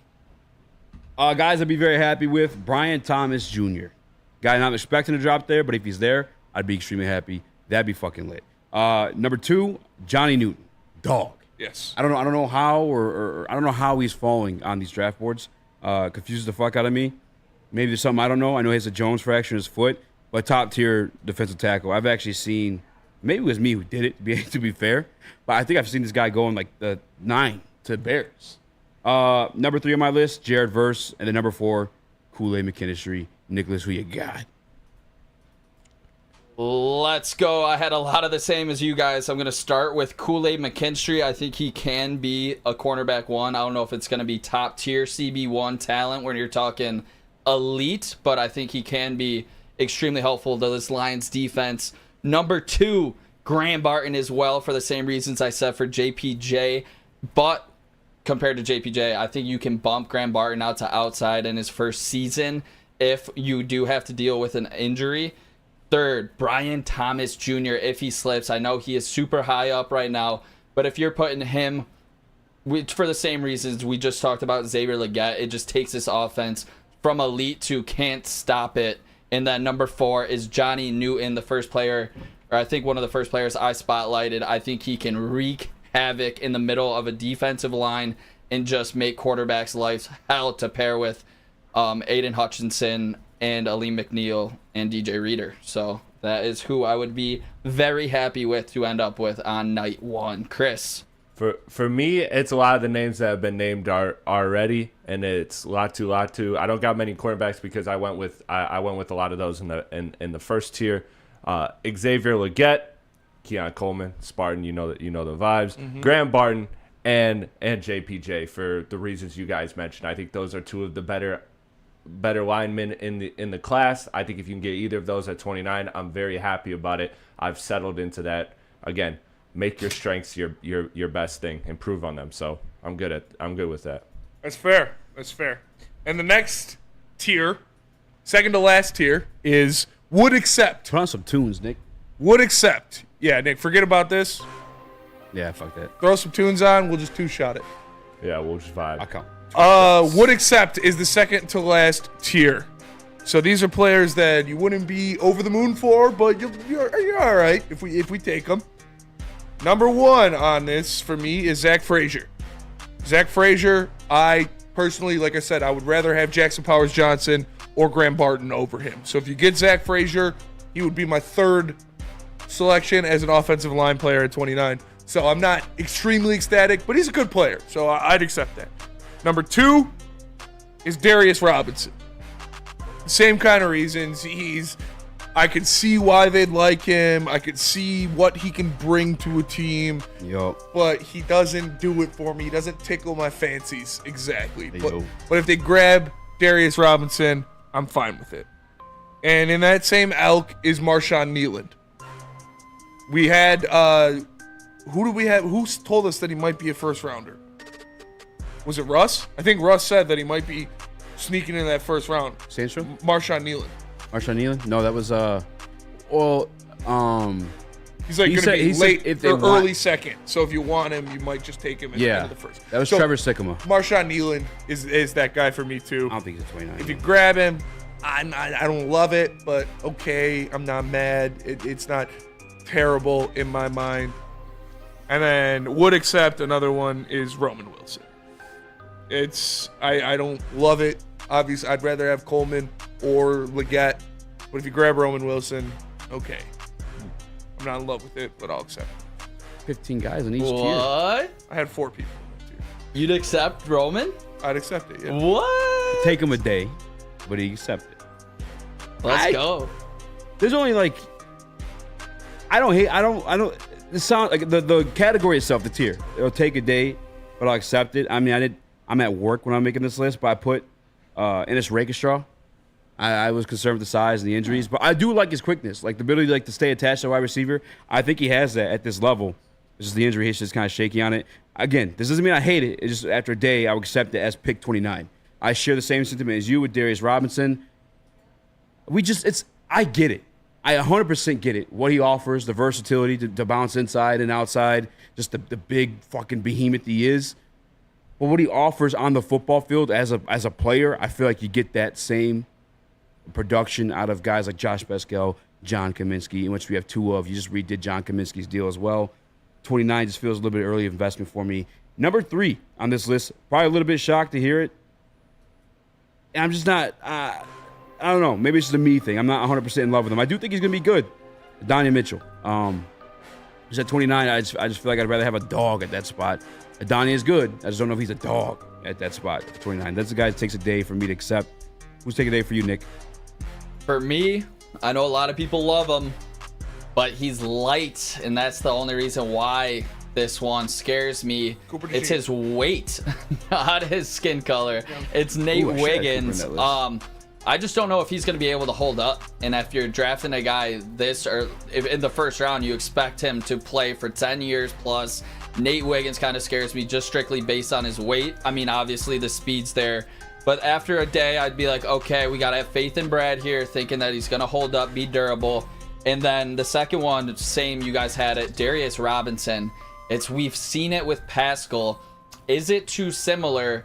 I would have to think Brad has a certain role that he has planned out for him to make him successful and worthy of taking in the first round. I think this is the tier where we're like, all right, we got to trust in Brad here. Is that kind of what we're thinking with this one? Yeah. Leave it up to a day. Yeah, exactly. Yeah. So those are the two I had. Chris, how about you? For me, it's both Chop and Darius. It's Cooper.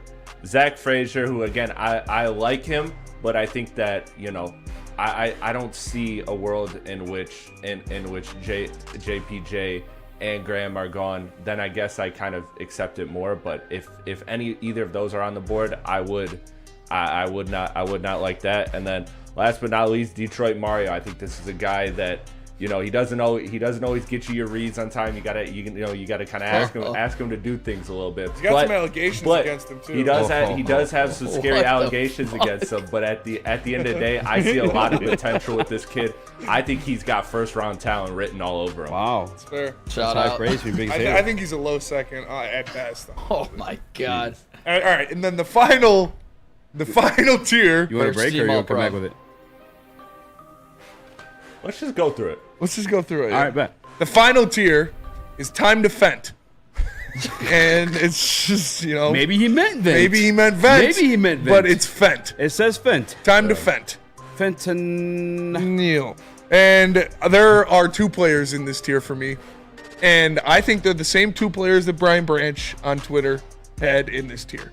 For me, the two players where it's time to Fent, if I see the Lions draft them at 29, are Chop Robinson and Mikey Sanderson. Oh, Lord. I think those are the two guys. Like, Chop doesn't do it for me at all. I don't think he's a three-down guy, and we don't need another rotational defensive end that can't play in obvious run situations.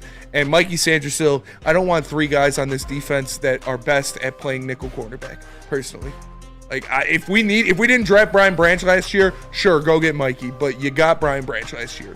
I want to start this time to Fent tier with just this real quick. All right. Don't do fentanyl. Don't do fentanyl, number one, first and foremost. Secondly, kill your local fentanyl dealer. Number two. Thirdly, don't do any drugs. Yeah. Fourthly, it's crazy. We have time to Fent as the tier, but like if Brad Holmes makes the pick, you gotta accept it. Yes, right? We all kind of like, we're gonna find the good in this guy regardless. It doesn't even matter if he has a track record of Nicholas Koloff. Like, we're gonna like find something about this kid that we like. So I don't want this to say like Brad drafts this guy, I'm dunking on him or shitting on him or anything like that. It's just like it'd be the one where I'm like, yeah, whoa. I just think we talked about it with Tyree Wilson last year. Like, we got Mikey Sanderson at home. Yeah. We got Chop Robinson at home. If we're getting an edge, I want him to be a complete edge who can play all three downs. If we're getting a cornerback, I want him to be an outside cornerback. The list for me, you'd probably be surprised to hear this first one. Roman Wilson. It just... What? He's just not the... Damn, you fell off hard on him, huh? I want the Xavier Leggett. I want the Malachi Cord. I want the guy who's going to, like, you were fighting hard for Roman Wilson like 3 days ago. Yeah. No, I can make sense of it. And what they met with him. I can make sense of it. For real. Doesn't mean I want him. I just made sense of it. That's all I did. I connected dots. That's all I did. And I want you. Didn't say that. The other guy, they're probably number one on this list for me, is Kingsley Sumatamatu. I don't even know how to say his last name. It's Penei Sewell's cousin. And I only watched one game, but it was so gross that I was like, God, please no. Not 29. I would be very surprised actually this guy went in the first round. And the other one, I couldn't really think of someone. I want to put somebody down, put Tyler Guyton. Although if we took him though, I can make sense of it. I connect the dots on it. All right, Nick. This is Fent season. Don't take drugs. Anything that could contain it. Let's just start with that. It's a good disclaimer. Yeah, seriously. For real. That's why. Starting this one. Chop Robinson, 15 total tackles in the Big Ten. Not a lot of sack production. I don't trust Chop Robinson at all in this draft. I saw on the morning show, they were all talking chop, chop, chop, chop, chop. I don't see it personally. I know those guys love it. I guess we'll see the way his career goes, but I just don't want it on this team. I have faith in James Houston, and I don't have faith in Davenport, but Matthew Betts, baby. Yeah, maybe throw a bet in there. Second one I'm going with is Chris Braswell, for the same reasons I just said about Chop. I don't trust this guy at all. That was the first dude that I spotlighted, and I just think his only move is a power move, and he's not too good at it. I just don't trust Chris Braswell at all. Yeah, those are the two guys, and that's because I think the guys we have are better positioned to succeed already. And if you're not going with some of those top tier defensive linemen, I don't think that these guys are worth picking at 29. Chris, how about you? Yeah, I got three guys on my list. One is Xavier Worthy. I don't think he has a real need here. I know we've had that argument several times on the show. Next on my list is Eazy. This guy flips whips, so you gotta wonder how dedicated to the craft is he. You know, he doesn't seem like a Dan Campbell guy. You know, he's 1 foot in, 1 foot out. And the absolute stay away from is Spencer Raxter. This guy is a bully. He's a menace. He's a nightmare to HR. Bad locker room presence, for sure. You cannot draft this guy. Please don't draft him. Richie Incognito still got jobs. Dear God, don't do it. Richie Incognito was a dog. I'm just saying. He was racist, but I'm not racist. So I just bully Chris. Great defense, buddy. Hard sell. I promise. I like black people. All right. I do. And on that note, tell us about Swiss. Or nope, never mind. Morning show. Morning show, Nick. Woodward Sports has a new morning show. Start your day with Wake Up Woodward, Monday through Friday, 8 to 10 a.m. live on Woodward Sports. Join Kool-Aid, Flannel Sam, Broder, JB, and KG every morning as they cover all of Detroit sports. Sports talk, banter, and live fan interaction, all on Detroit's #1 sports network, Woodward Sports. Draft party, Nick.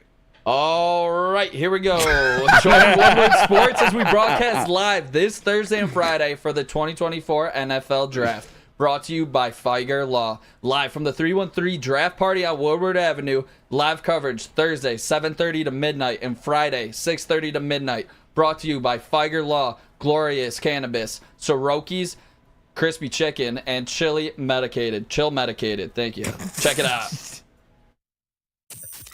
And with the first pick in the 2024 Media Draft, Detroit selects Woodward Sports. Thank you for making us the #1 digital network in Detroit. Where's the most convenient place to get that big fitness energy? It's Planet Fitness. Join today for just $1 down, $10 a month. With over 2,400 locations and equipment for every workout, you can get in, get energized, and get going. And with free fitness training and most clubs open 24 hours, everyone belongs in the judgment-free zone. So join today for $1 down, $10 a month, no commitment, cancel anytime. The BGCSM 3C Sports Conference is coming during NFL Draft Week, starting on April 24th. Special guests will include Jerome Bettis, Barry Sanders, Eddie George, Aleem McNeil, Calvin Johnson Jr., Sean H. Wilson, Cynthia Freeland, Adam Scheffner, and more. This event is open to athletes, coaches, and parents, but space is limited. So go to our website and purchase your tickets today at www.bgcsm.org. The 313 Draft Party with Woodward Sports, April 25th and April 26th. That's this week. Join the entire Woodward Sports family as we broadcast the first 3 rounds of the NFL Draft. We'll be downtown at the corner of Woodward and Adams at the 313 Draft Party. Presented by Feiger Law, Jars, Feiger Law, and Gold Crown. 21 and up, free to everyone. Party starts at 2. Draft coverage starts at 8. Special thanks to Soroki's and Glorious. While the world watches Detroit, we'll show the world how Detroit parties with the 313 Draft Party. Buongiorno. Be the day, Richie. We should just did the other reads. Just got them out the way. Yeah. Honestly. Let's just do them right now. Yeah? Yeah. You want to go back to it? Feiger Law. Let me tell you about Feiger Law. After an accident, people need to hire a lawyer more than any other time, so make Feiger Law your first call. 1-800-A-WINNER. That's 1-800 a winner. Their team of trial lawyers will get you the money you deserve. Figure Law. All we do is win. All right, so we got a couple things here. You got another one. Oh, we're going right to break? I bet you're just happy to see me. See what I did there? Go Red Wings from Octopi Experts Woodward Sports.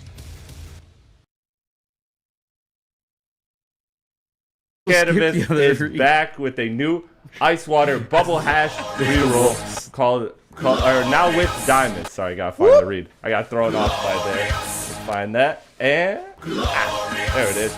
All right.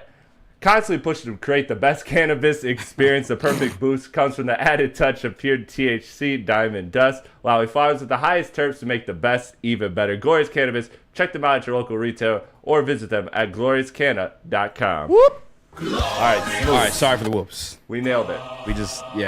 You nailed it. Great job. You totally missed that, by the way. Great job. All right, we got some of the stuff we took up for tomorrow, honestly. The reactions, the Bears, or we could talk about the Bears. I thought we were doing mail sack. I figured we do mail sack, but we don't have enough mail sacks in. Yeah, nobody's sacking. I mean, I saw a couple sacks. Sack. Okay, this is a great, mail sack, but we see the wild card formation. Wildcat formation? Yeah. All right, fellas, are we hammering the Tampa Bay Rays tonight with Nick, what are you doing? Mail sack, the away fan.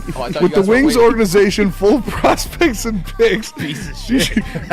Do you see Steve Eisman trading up in the first round to get into the top 10? Currently, the Wings are picking 15th. I saw D-Mac. I don't know if they're using it to trade up. I think if they're going to use them, they're going to trade for a veteran rather than trade up for a better pick. Mail sack. Who can roll the meanest blunt on the heavies crew? Yeah. I haven't rolled one in a while. It's been a minute. I can hurl them bitches in my sleep. It's been a minute. Definitely been a minute. Apollo, mailbag. What would make you walk out of the room during the draft? Nothing. I don't think anything. Yeah. There's nothing. I don't think there's anything that could happen unless they drafted a kicker in the first round. It would just be complete dismissal of Brad Holmes and his resume up to this point in the draft specifically. Walking out of the room is just you would. And again, I'm not saying anything last year. Last year. I also wasn't happy with the Jack Campbell stuff in round one. But walking out the room it'd be silly. Yeah. Mailbag. Mail sack. What? Mailbag. How would you feel if Bethany opened the door and started waving at you? I'd be very happy. I'd be very bashful. No. How would you feel if the anything Lions traded up with the Cardinals to get Harrison Jr.? I would be extremely surprised. I don't think there is a chance of that happening, but that would be pretty fucking awesome. No Wildcat, John F. and Lord. I don't see the Wildcat. Actually, I could see them doing the I Wildcat. for sure see the Wildcat. Yeah. For sure see the Wildcat. Not routinely. Maybe sauced. Is that like Austin with the sauce? Mail sack. What happened there? Mail sack. Does Nick burn? Nick, do you burn? Burn what? He has a job. He's not gonna burn after rolling. No, Great Wiz Khalifa mixtape. I like to indulge sometimes. Okay. Do you, burning man? I'm not like a huge, massive burner, but yeah. I mean, if I'm trying to go out and be social, I'm not burning up a bleeze before I head out. Crazy clown. It's crazy because sometimes the burn can help you be more, but also sometimes it's a complete opposite. Take you out. Yeah. It's crazy weird. clown. Yeah, Who rolls blunts anymore? Flower sucks compared to vape. No. 10 times out of 10 would rather smoke flower. Flower all day. Yeah, flower all day over wax or vape or anything. Flower like boy that. over here. Yeah, all right. Mailbag. Spenny or Eazy as Lions' next kicker? Ooh. I don't know if I could kick a field goal. I don't think I've ever tried. I've done it once. I've done it actually 3 times. I don't think I've ever tried to kick But that's a field out of 50 tries. Yeah. So I don't think you guys want that. Chef Talks Lions. Mailbag. I got banned on X for 12 hours for a question. Gun to your head. On a desert island, Kelly Stafford or Brittany Mahomes? It's probably the GUN. It's definitely the GUN to your head. Yeah. Ooh, that's Which tough. is also crazy because I've seen deaths on Twitter. Yeah, you can definitely see deaths and full penetration all over Twitter. Crazy. That's a good question, though. What was it? You're on a desert island. Who would you rather be stuck with, Kelly Stafford or Brittany Mahomes? Oh, Stafford. Probably Kelly. Yeah. Yeah. Because here's the thing. With Mahomes, he got locked up in high school, right? He didn't really maybe even know any better. He just fell in love, and like you guys are with golf, is the first piece he may have gotten. So it's like, I'm marrying this, locking it up. Stafford was, big time up into college and then got Kelly and then was lockdown mode. Like, there were still, like, NFL projections for him. That means, I'm telling you guys. So you're saying she probably has... She got it. Okay. The 5,000. She got the upgrade. Yeah. Look how many kids they got. Yeah, she's fire, for sure. bro. Yeah, she is. She's got to. Oh, Yeah, like I feel that. Experience like no other, probably. Mail sack. What do I have to do to get Easy's attention? Cash App. Suck his dick. Cash App. What is it? What He is my loves Cash taking App? bribes. Maz24 or something. Mazaway 31 or something. It's pretty funny. What? And his iPhone is under is Alex's Alex iPhone. Mayer, yeah. So if he's watching porn in the office and they see it looks like Alex Mayer's doing it. Cash tag me 31. Who asked that? Eduardo O'Neill. Why you need? We see him. Ed. I feel like he gives you a lot of attention, man. Would you quit your job in the heavies? The Lions offered / gave you until cut day of preseason to get in good enough shape. Yes. To be a long snapper for league minimum. Yes, Yeah. for sure. Yeah, for sure. Because we can still do a podcast. Exactly. Exactamundo. Mailbag. Easy. Have we seen the last of Detroit supremacy? Do you still have, no? He's unblocked on Twitter, and he was been this week. He was here earlier today. I'm pretty sure. If anything, that whole situation, he's still kind of been hated. Mailbag. Easy. Have we seen the